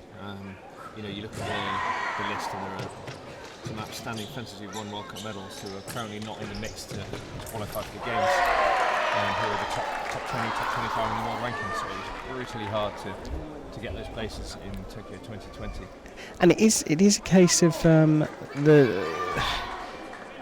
there is a lot of tension here. The fencing may. I hesitate to say this, but the fencing isn't necessarily the highest standard I've seen before. I think the level of pressure tends to create a situation where athletes start to narrow down their options and not take risks, and or certainly what they perceive to be risks. and that can then create a situation where both fences are trying to grind out results rather than, you know, use a wider range of actions and skills. I think as we get towards the crunch end of the day, that we'll start to see that disappear. When athletes get into the top 16 and they think, right, I've got a good result on my belt, I'm in the top 16, I just have to try and push on, and they all know if they're going to beat one another, they're all going to be top fencers in the last 16, that they have to fence out of their socks. So I think you're absolutely right. I think these early stages today have seen a little bit of lack of sparkle, but more fight, and, you know, fencers trying to battle out results and grind out results. I think that's inevitable. Yeah, Margot Rifkis takes us to the break here with the lead. France certainly having a good day, just whizzing around the field of play. They're going into the second period on the blue piste with Shah of China leading 8-3 over Puda of Poland. Pascu of Romania is 8-7 up against Unludag of Turkey, a new name to me, 18-year-old having a cracking day, and it's 8 apiece between Navarro and Hong, another young fencer from Korea breaking through the ranks, 238th in the world at the moment, but she's not looking out of place on the red piste against Arathelia Navarro. John, let's just have a quick look back at that individual qualification. Look, let's just assume everyone gets the fact that the teams in the top right-hand side are in the provisional qualification places, so their fences are effectively removed from this ranking, which is why we've got the highlighted athletes in yellow. It is perhaps an easier time for the athletes from Pan America and from Africa. Yeah, certainly. I think if you look at the rankings, you know, you're looking at Guntura, who's currently 10th, Christai, who's currently 12th. Arathelia Navarro, who's fencing right now, who's 21st in the ranking. They're not in the mix at the moment because there are 2 other European fencers from non-qualified teams ahead of them, and there are only 2 European spots available for individuals from non-qualified teams. 2 European spots and 2 Asian spots as well, correct, and it could be a bit of history in the making on the Olympic fencing piste, with the first ever Indian to qualify in with the modern ranking or qualification rules applied. Absolutely, yeah. Bhavani's done an incredible job, and her coach has just been working so hard with her now for 4 or 5 years. She's based in Naples, over in Italy. She's been living there for a few years and training full time, and the improvements we've seen in her have been absolutely phenomenal. Yeah, that's Nicola Zanotti there, the Italian coach, who's effectively the de facto Indian Olympic coach. Can't see them qualifying in the other weapon. But they're doing very well on the women's sabre piste. Here, Rifkis is doing very well against Teodora Kuntura. Absolutely, it's a close one. I think we expect this to be close. They're both very physical fencers. Rifkis probably slightly technically more accomplished. Kuntura's moves probably slightly better, is a little bit more powerful. Perhaps has a slightly better results under her belt in the recent past. So I expect this to be quite a close one, quite a physical match. A lot of attack and preparation in the middle. A good percentage of attacks converted is what we'd expect to see here. Well, nothing between them.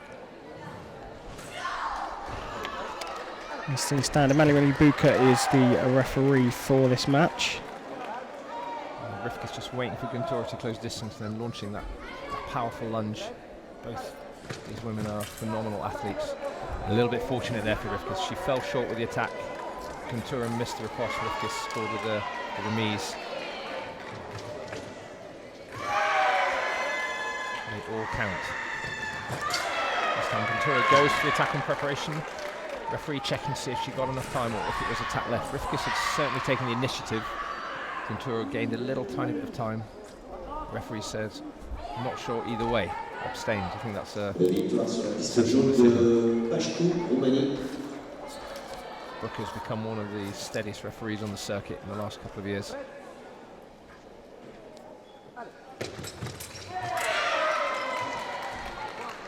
So Rifkis goes for the attack, but she just missed and then re-extended her arm with the second action, but because she missed the first one, priority passed to the Greek fencer. Theodora Guntura on the attack. Converts that. Rifkis tries a duck counter-attack to no avail there. Quite hard to call this. It's just one hit one way, one the next at the moment. No one really building a tactical structure to to rack up a number of hits. And that's just the story of the day, isn't it? It's just when you think one fencer is taking that tactical advantage, they don't hold on to it for very long. Yeah, and I think again that is because of the stress and pressure of the situation. This indication that the athletes are trying to force things to happen a little bit. Perhaps more to play for Teodora Contura. I think Margot Rivkis, whilst a very strong fencer, is an outside bet for the French team that I think are almost certainly going to the Olympic Games. Yeah, she's an outside bet, but at the same time there's a few events left for these fencers to make their mark, and if she were to get a big result today, that would certainly be a step in the right direction. So I don't think she'll have let go of the hope that she might still get into that team. Well, she's going to have to dig herself out of this hole. She's one down here. This is the last of the matches to conclude in this wave. Shaho's gone through 15-10 against Marta Puda of Poland. So Shah, the Chinese fencer, through. And Rivkis does get back. Just can't call any of these fights at the moment. And that was a really classy bit of fencing. She went in, out in the middle, forwards, backwards in the middle, gave the attack to Ventura, stepped back in and took the late parry post. A lovely hit, and very, very courageous at that stage. All to play for then. Does the first one miss from Rivkis? For me, it's Atakno and Guntura's action. Rivkis missed Guntura's riposte. The referees have to check the video because it's 14-14. Atakno riposte is given, and the Greek fencer goes through 15-14. Well, not only can I impress you with my women's sabre refereeing calls, as I did there, but you're going to be impressed by this, because last time I talked about this fencer, I really battled to say her name. Arathelia Navarro, the world number 7. Aratheli. Well, you have to correct me, obviously, but the Spanish fencer, world number 16, is through. She beat Hong, the world number 238 of Korea.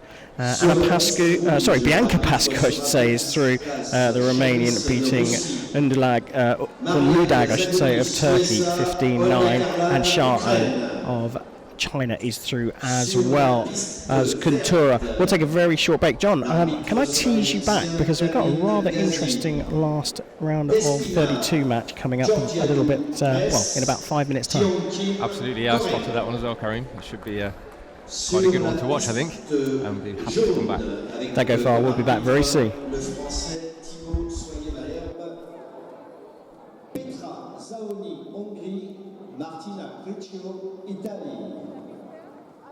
Et enfin, encore avec un arbitre français sur la piste bleue, Monsieur Tom Albrecht, Alina Mikhailova, Russie, Anne Elizabeth Stone, USA.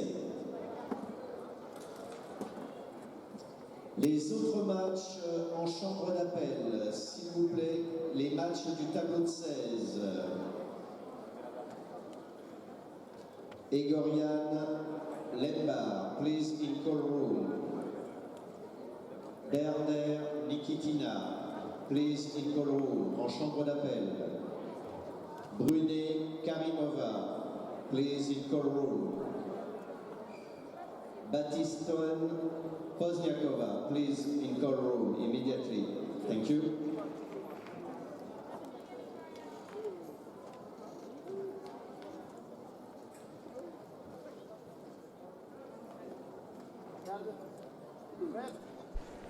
Well, just like that, we are back underway, and this is, well, it has to be the match of the round of 32.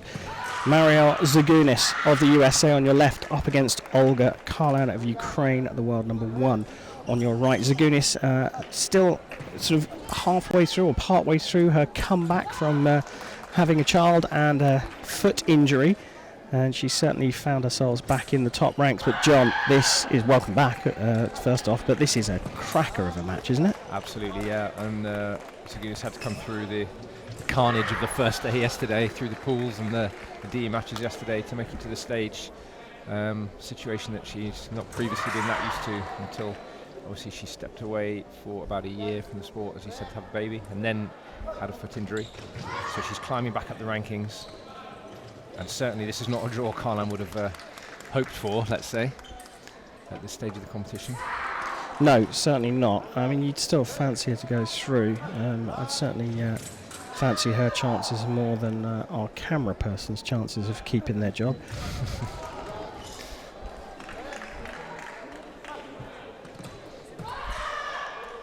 Both prepare, both go.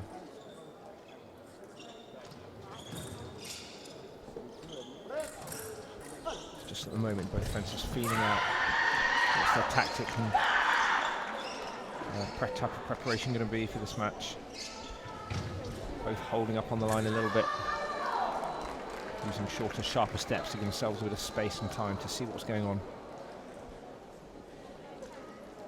So these early stages of this fight, John, Ukraine and women's sabre and the qualification for Tokyo 2020, discuss. I mean, it is early days for the teams because we do have a number of World Cups left. And obviously, the team event tomorrow is extremely important for everybody. But it's going to be difficult for any of these European teams to qualify. It's that simple. And I think Ukraine are on the line at the moment, and they're only on the line, really, I think, because Hungary haven't performed as well as they would have wanted to. I think that's the reality. So and as a unit, though, you'd have to say that, right, Ukraine have got a superstar in Olga Karlan, yeah, and then they've got two other strong fencers. absolutely. Hungary have got two superstars in Marton and Pushtai, and then another, perhaps not as strong as the two extra Ukrainian, but it's such a tight one, isn't it, between those two teams? My view is that the team event, when you look at the level that these teams are fencing at, the team event's a very different thing to the individual event. And fencer for fencer, you would probably say Hungary are slightly the better team. But at the same time, Ukraine operate as a team much more successfully at the moment, and much more cohesively, and they seem to have a much stronger team plan and much stronger team ethic.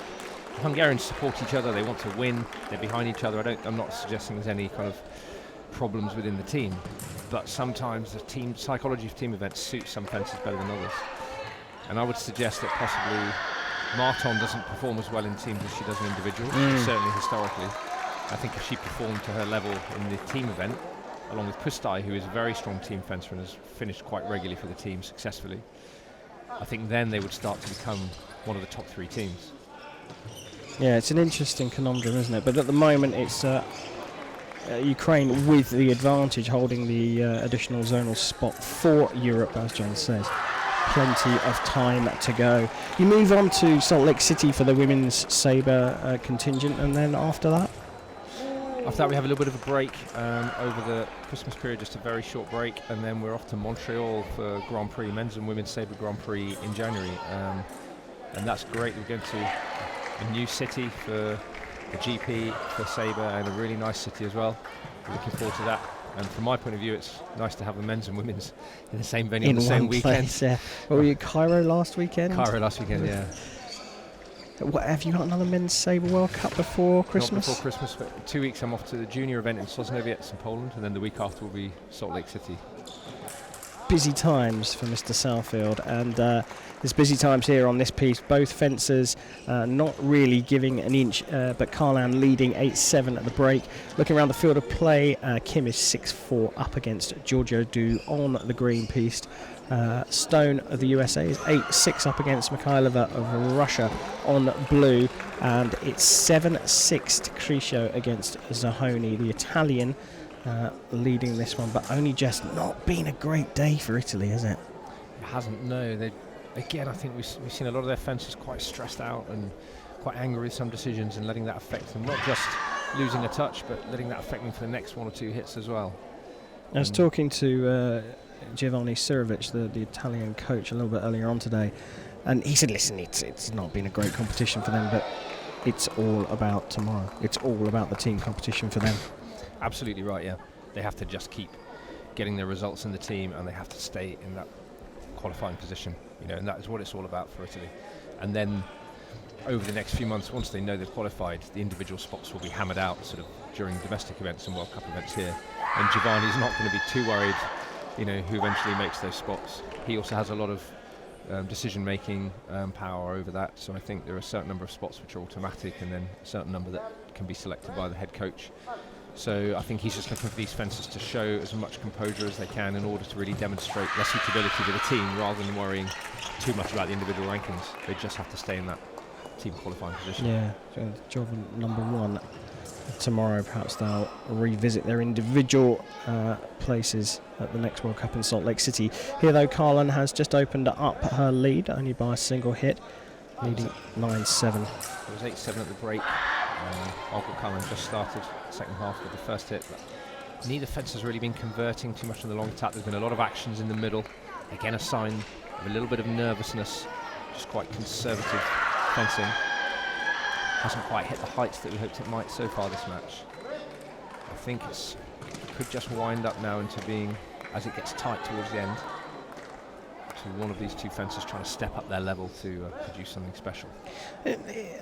In some respects, Carlin's got less to play for in this. I mean, obviously individual bragging rights, but Zagunis is still in the process of proving herself worthy of another Olympic berth on the USA team. Yeah, I think as she's worked her way back up the rankings and back into the latter stages of these events, the second day, it's become clearer and clearer. She is still one of the most consistent and most feared of the American fencers. I think that is clear. But the American system is very simple. It's the top four in the rankings are in the team. The team qualifies. Those top four go to the competitions. And is that international rankings, or do they have their own domestic ranking? And the domestic points are very important, as well as the World Cup points, which are of course very significant in their rankings. So it's a very simple, very open system. Every fencer knows what they have to do, and Zagunis isn't treated any differently to anyone else. And that's, it's a very, very open system. I think that's quite healthy, actually. Yeah, got a strong contingent of fencers in the USA now. A very, very popular sport, especially at university. And that's perhaps one of the main reasons why fencing has become so strong in the United States. There's been an explosion over the last 15 years in the sport there. A lot of coaches from old Eastern Bloc countries went out there, from Russia, from Ukraine, from Poland, and they're still going out there, latterly Belarus and so on, and taking their skills and their knowledge, and then parting that to the fencers and other coaches over in the US. So it's been a rapid evolution in the sport, and they're now one of the big players on the world stage across all weapons. So Zagunis had just pulled out a very narrow margin there, but then Carlan started to sharpen up at the beginning now. She took up the reprise attack there very quickly off the line. And she does it again, takes the reprise, and Zagunis looking for the counter attack. But the Ukrainian just keeps her composure and converts it. I just have a sneaking feeling they're going to go 1-for-1, and then Carlan will just nick it at the end. Attack and preparation. Zagunis considering the video request. She has called for it. She asked Shamus to get the video. I think she felt that Carlan's attack was too late, but I think it was in time. I think it was a good call by Vladislav Shamus.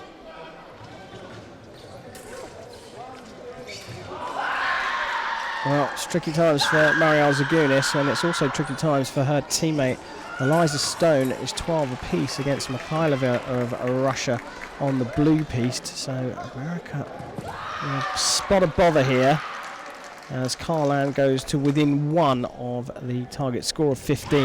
Again, attack and preparation. So the last 3 or 4 hits, she's just shortened up her first step. Got Zagunis to come onto her, and then taken up the attack and preparation, or if Zagunis stops, taking up the reprise very quickly. Well, I'm not surprised that a card's coming out here. I think Carlan knew she was running out of space and just stepped off the side of the piste. Yeah, I'm not really sure what happened. I think she put 1 foot off the piste, then put her hand up.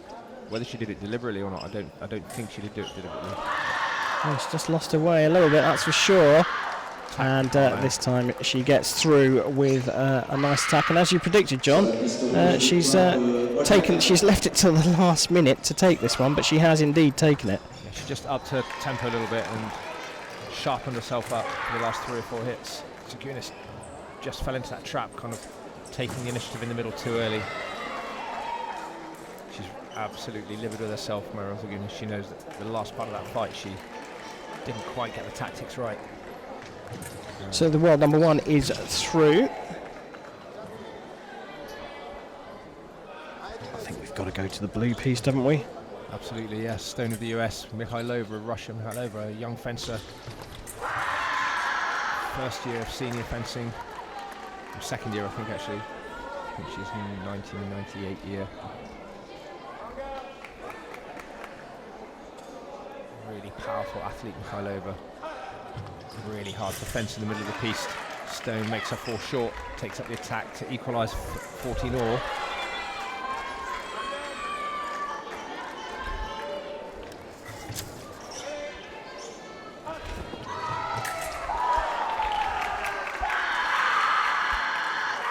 Wow, massive scream from Eliza Stone there.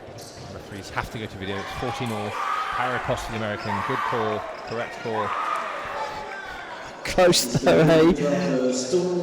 Stone of the USA, world number 7, through to the round of 16 here in Orléans. And she'll go up against Shao of China, and we have one match left underway. Sur la piste verte, victoire de Kim. And here we are on yellow. It's Crucio of Italy, Zahoni of Hungary. Crucio one hit away from victory on a red card for going early twice. Zahoni tries a counter-attack, but the Italian finishes the attack off and progresses against the young Hungarian. So Crucio flying the flag for Italy alone at the moment. She's through to the 16 will face Bianca Pascu of Romania. John, I know you've got a bit of team action ahead of you tomorrow, and you've got a bit of team planning to do, but can I possibly interest you in something back for the quarterfinals a little bit later on in Zenith? I'd love to do that, Karim. It's always a great show here in Orléans as well, so yeah, I'd be very happy to do that. Brilliant. John Southfield. And John, before I let you go, did you know that Leon Paul is sponsoring this this broadcast? You know, I did actually know that,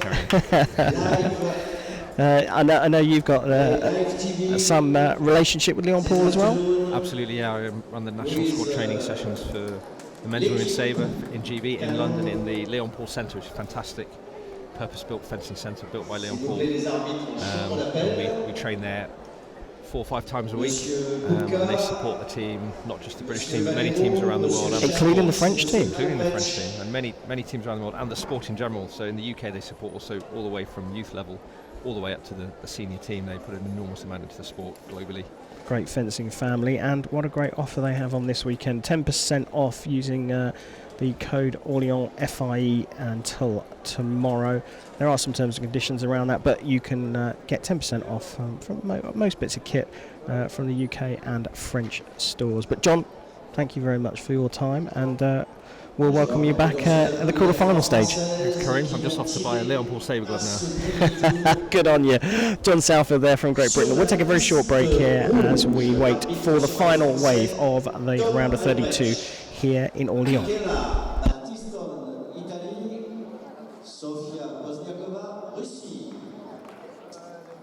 Sur la piste verte avec Vladislav Chalis, Russie. Manon Brunet, France. Sabina Karimova, Azerbaïdjan. Sur la piste jaune avec Monsieur Guillermo Valero, Espagne. Cécilia Werner, France. Olga Nikitina, Russie. Et enfin, sur la piste bleue, avec Monsieur Emanuele Bucca d'Italie, Yana Egorian, Russie, Charlotte Lembard, France. Les matchs suivants en chambre d'appel, Chao, Chine, Stones, USA, Pascu, Roumanie, Crucio, Italie, Guntura, Grèce, Kim, Corée, Navarro, Espagne, Karlan, Ukraine, please in cool room. Thank you.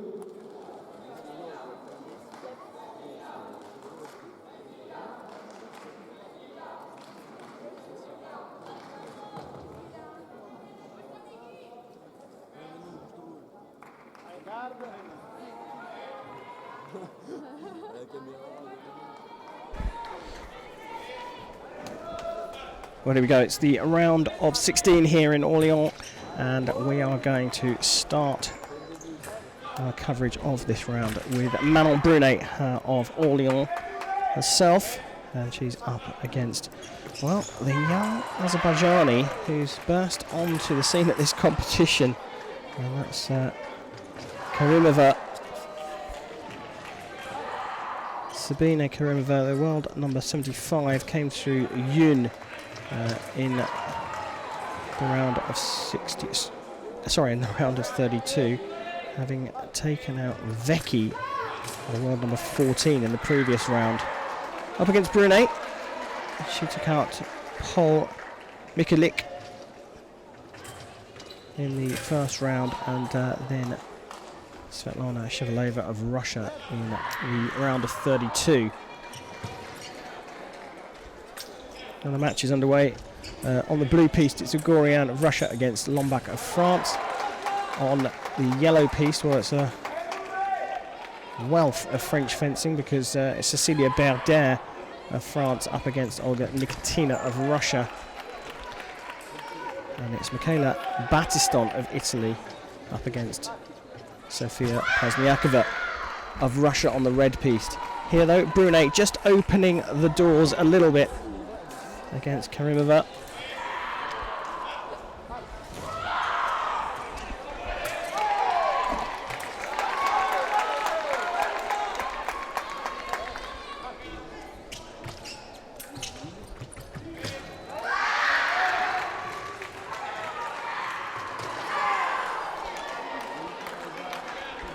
Sabina Karimova started the fight really well, but Brunet is just stepping off the line a little bit better. As soon as I say that, of course, she makes a mistake, but she's just a little bit more composed off the line. I've got to say, she has been fencing in a very composed fashion all day, just missing on her attack that time.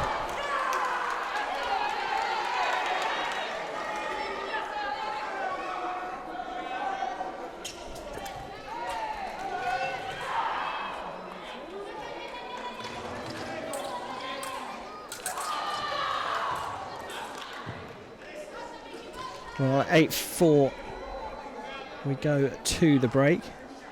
Took Manon Brunet a little while to get her final hit to take us into the break. Going around the field of play, it's not such good news for Charlotte Lombak of France. She is 8-3 down at the break on the blue piste against Yana Igorian, who has returned to some of her very best form here. She took out Velikaya in the last round. And that's no mean feat at any stage of the competition, let alone the round of 32. It's not good news for France on the yellow piste either. Olga Nikitina, another Russian out in this round of 16, is 8-4 up against Cecilia Berder. And good news continues for Russia on the red piste as Sofia Pozniakova leads Michaela Battiston 8-4. We will get back underway here with Brunet leading 8-4 for a place in the quarterfinals and on the gala piste tonight at the Zenith.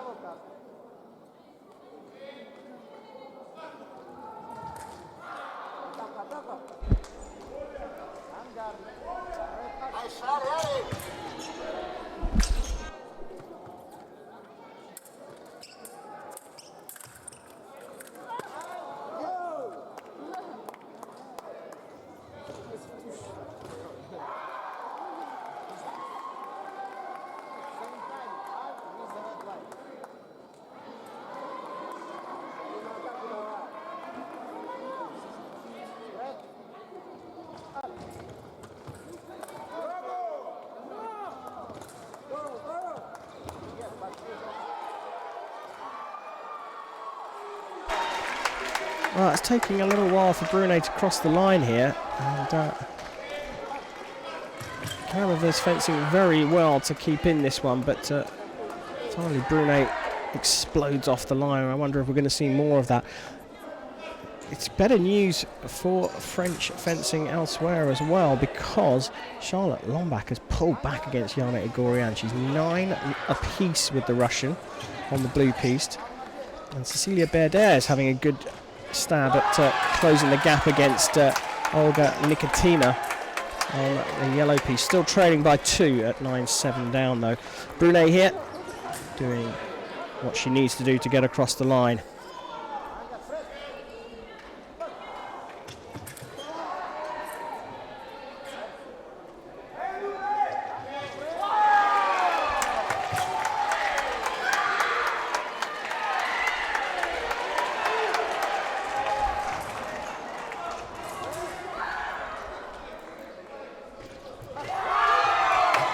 And that will do it for Manon Brunei.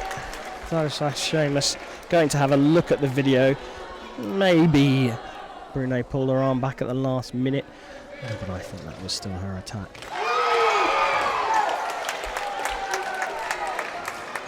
Well, the referee's come back and has decided not to give anything at all. That little pulling back of the arm was enough for that hit to be called. Simultaneous so. 14-9 Brunei leading.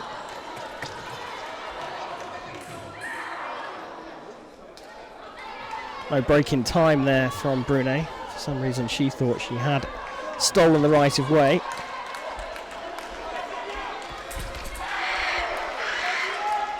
A lovely little para across there as well.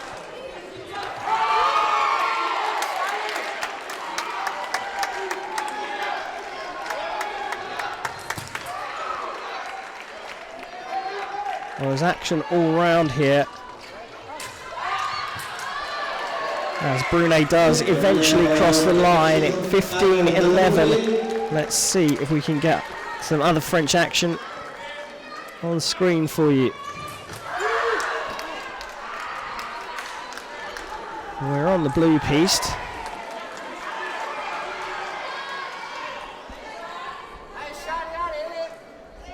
As you can see, coming back from 8-3 down at the break, Charlotte Lombak is leading Yana Igorian.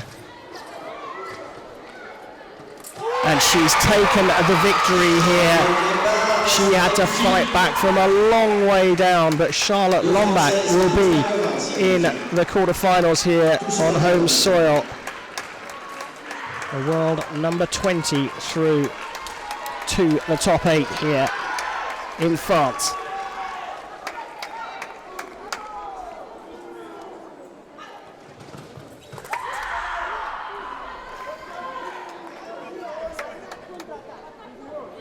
There's yet more French action underway. As you can see, Cecilia Berder on your right is trailing in this match, as she has been throughout.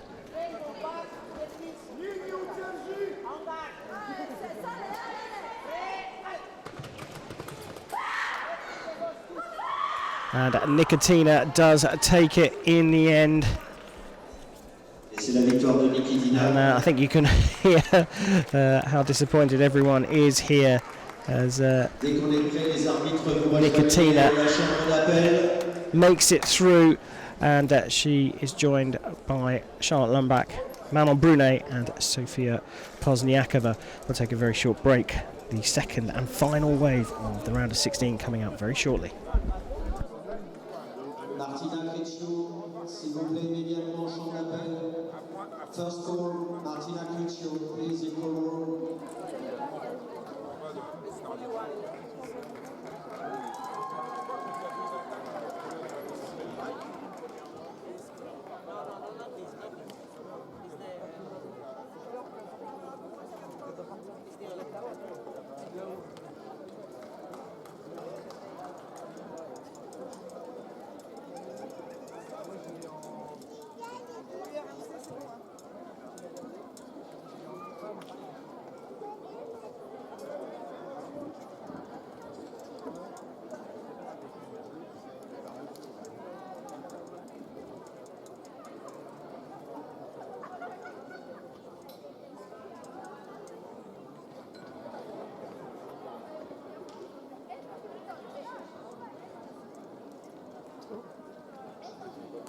Donc, dernier match pour la qualification pour le Zénith. Il y aura 2 Françaises ce soir au Zénith.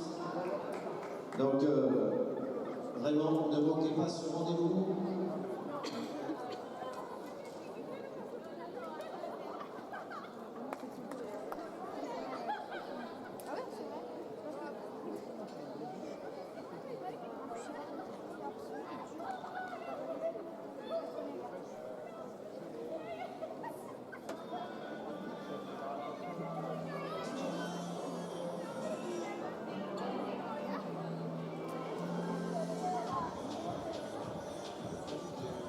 Sur la piste rouge, l'arbitre sera Madame Montpellier, la française, Aracelli, Navarro, Espagne, Olga Karlan, Ukraine.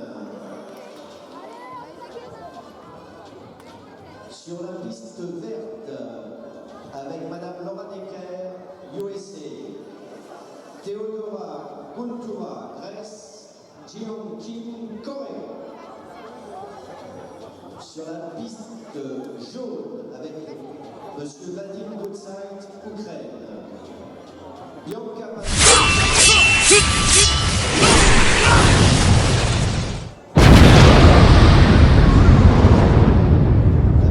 comme arbitre l'Égyptien Monsieur Tamim Ghazi, Yaki Chao, Chine, Elisabeth. Well, here we go, the last wave of the round of 16 here in our preliminaries hall.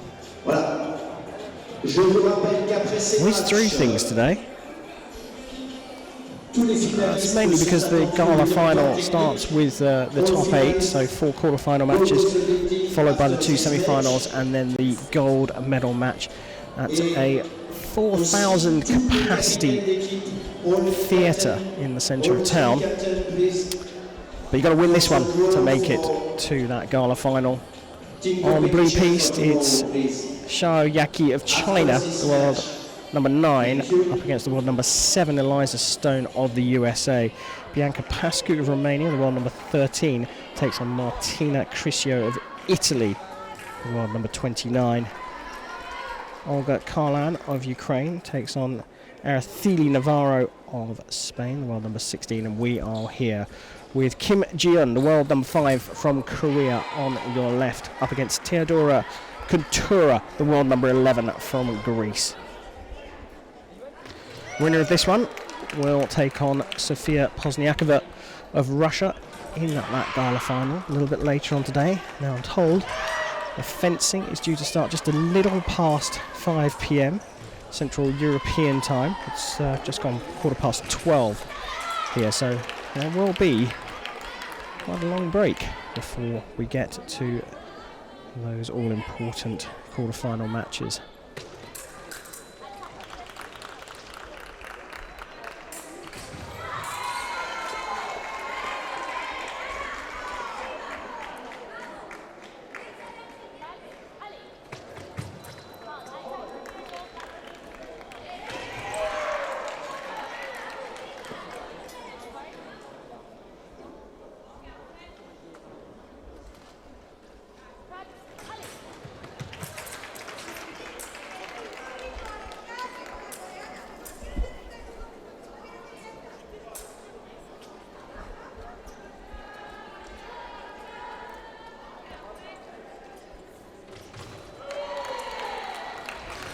Well, first hit for Kuntura in this match, just picking Kim off on the hand as she stepped in too close.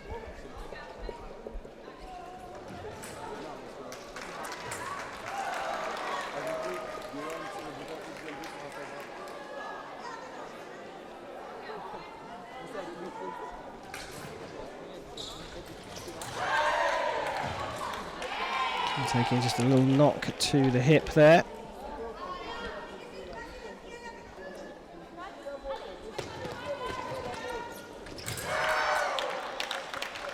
Nice late para riposte from the Korean.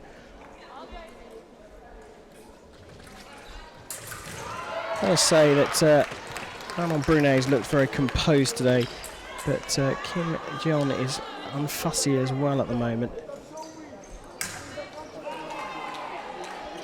looking pretty strong.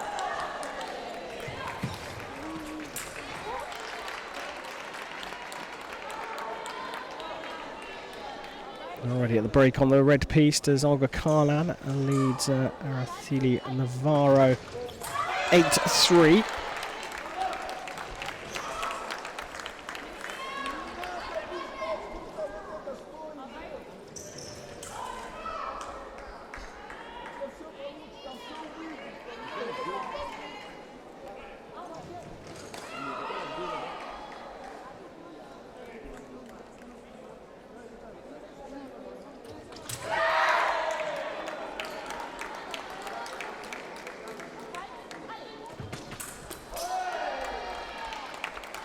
It really isn't complicated stuff from Kim, but it's well executed. She's coming off the line with her eyes open about 8 times out of 10. And when she does that, she's just clinical. And as John Southfield was saying earlier on today, a lot of the action taking place in the middle of the piste. First long attack from Contura though, just as I say that.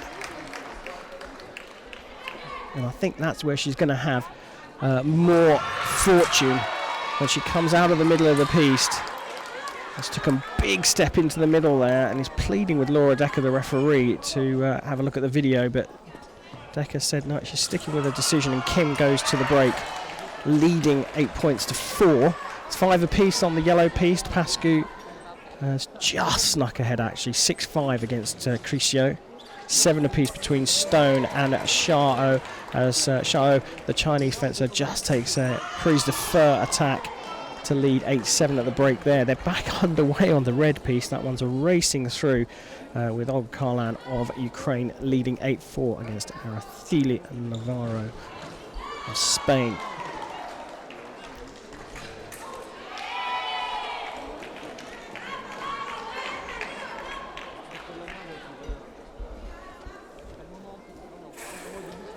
So we will be cutting this stream after these fights are concluded. As you can see, that's where we are actually at the moment of this live stream presented by Leon Paul. We will take the break until around about 5 PM today before the quarter-finals begin in the Zenith. Here though, we are about to resume the battle on the green piste.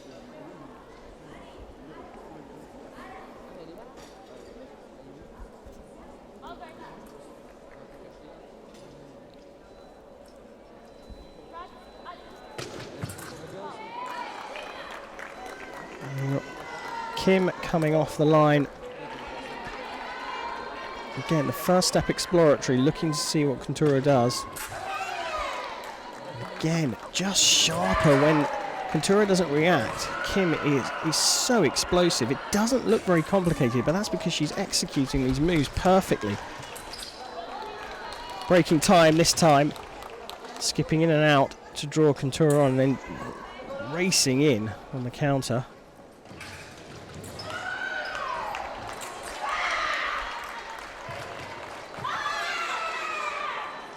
Didn't break time that time though. Kim though in a commanding position here. Decker's going to go and have a look at the video of her own volition here. Kim's convinced it's hers, so is her coach.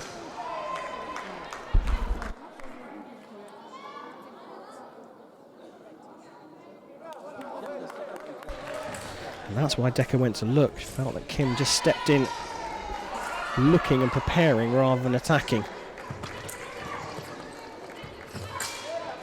Contura looking strong on those long attacks. She might kick herself afterwards if she doesn't go through this and not employing that more often.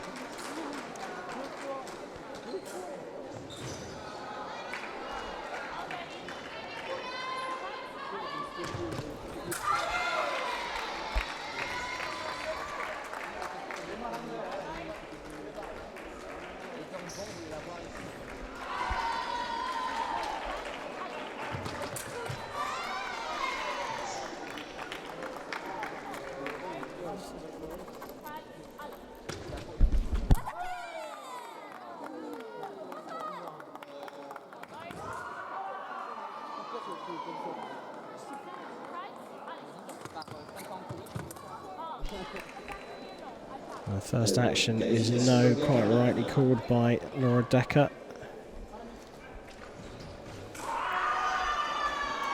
Video appeal.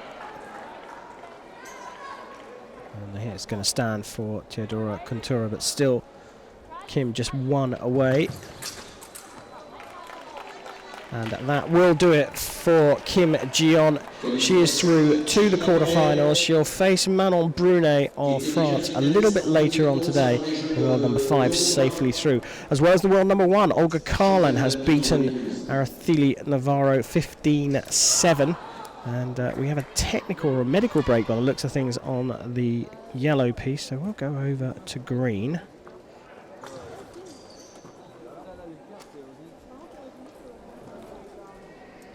We'll go over to yellow.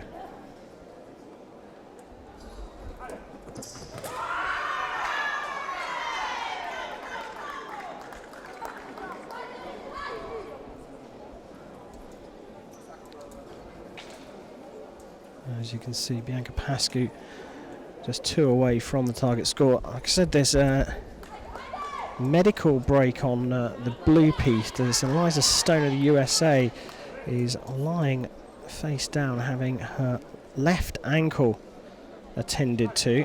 Looks like an Achilles problem, so it's heel that looks to be the issue there. She looks in quite a lot of discomfort there as Vadim Goodsight, our referee here, is asked to go and have a look at the video by Pascu.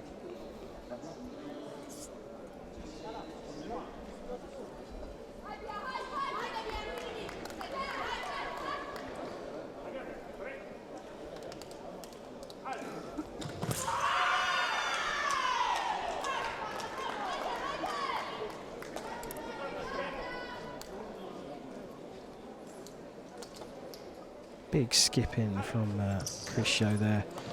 Open the door for Pascu, who lands with a beautiful stop cut on the inside of the Italian's arm, and Pascu through to the quarterfinals here. The top 8, she'll face Olga Nikitina in the next round.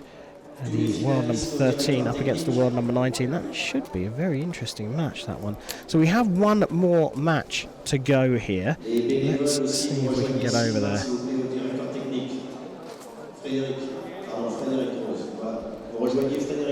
Well, here we are on the blue piece, and as you can see, not much happening. And I think that may change fairly soon. Eliza Stone is trailing by a single point and had to take a medical timeout to have her Achilles strapped up on her back ankle.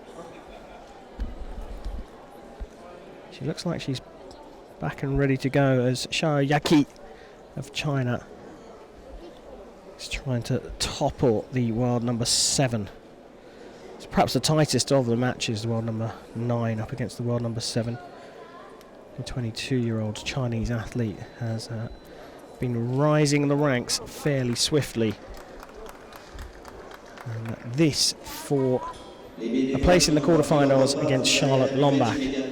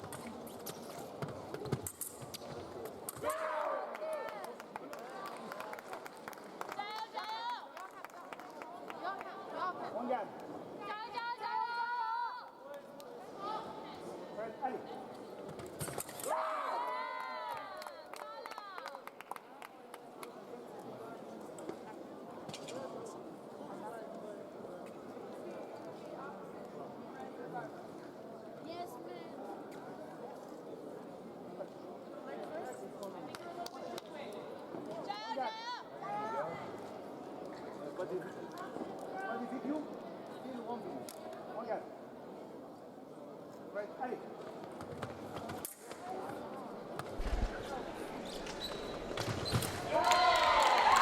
That's another one of those battles, grinding it out, these two.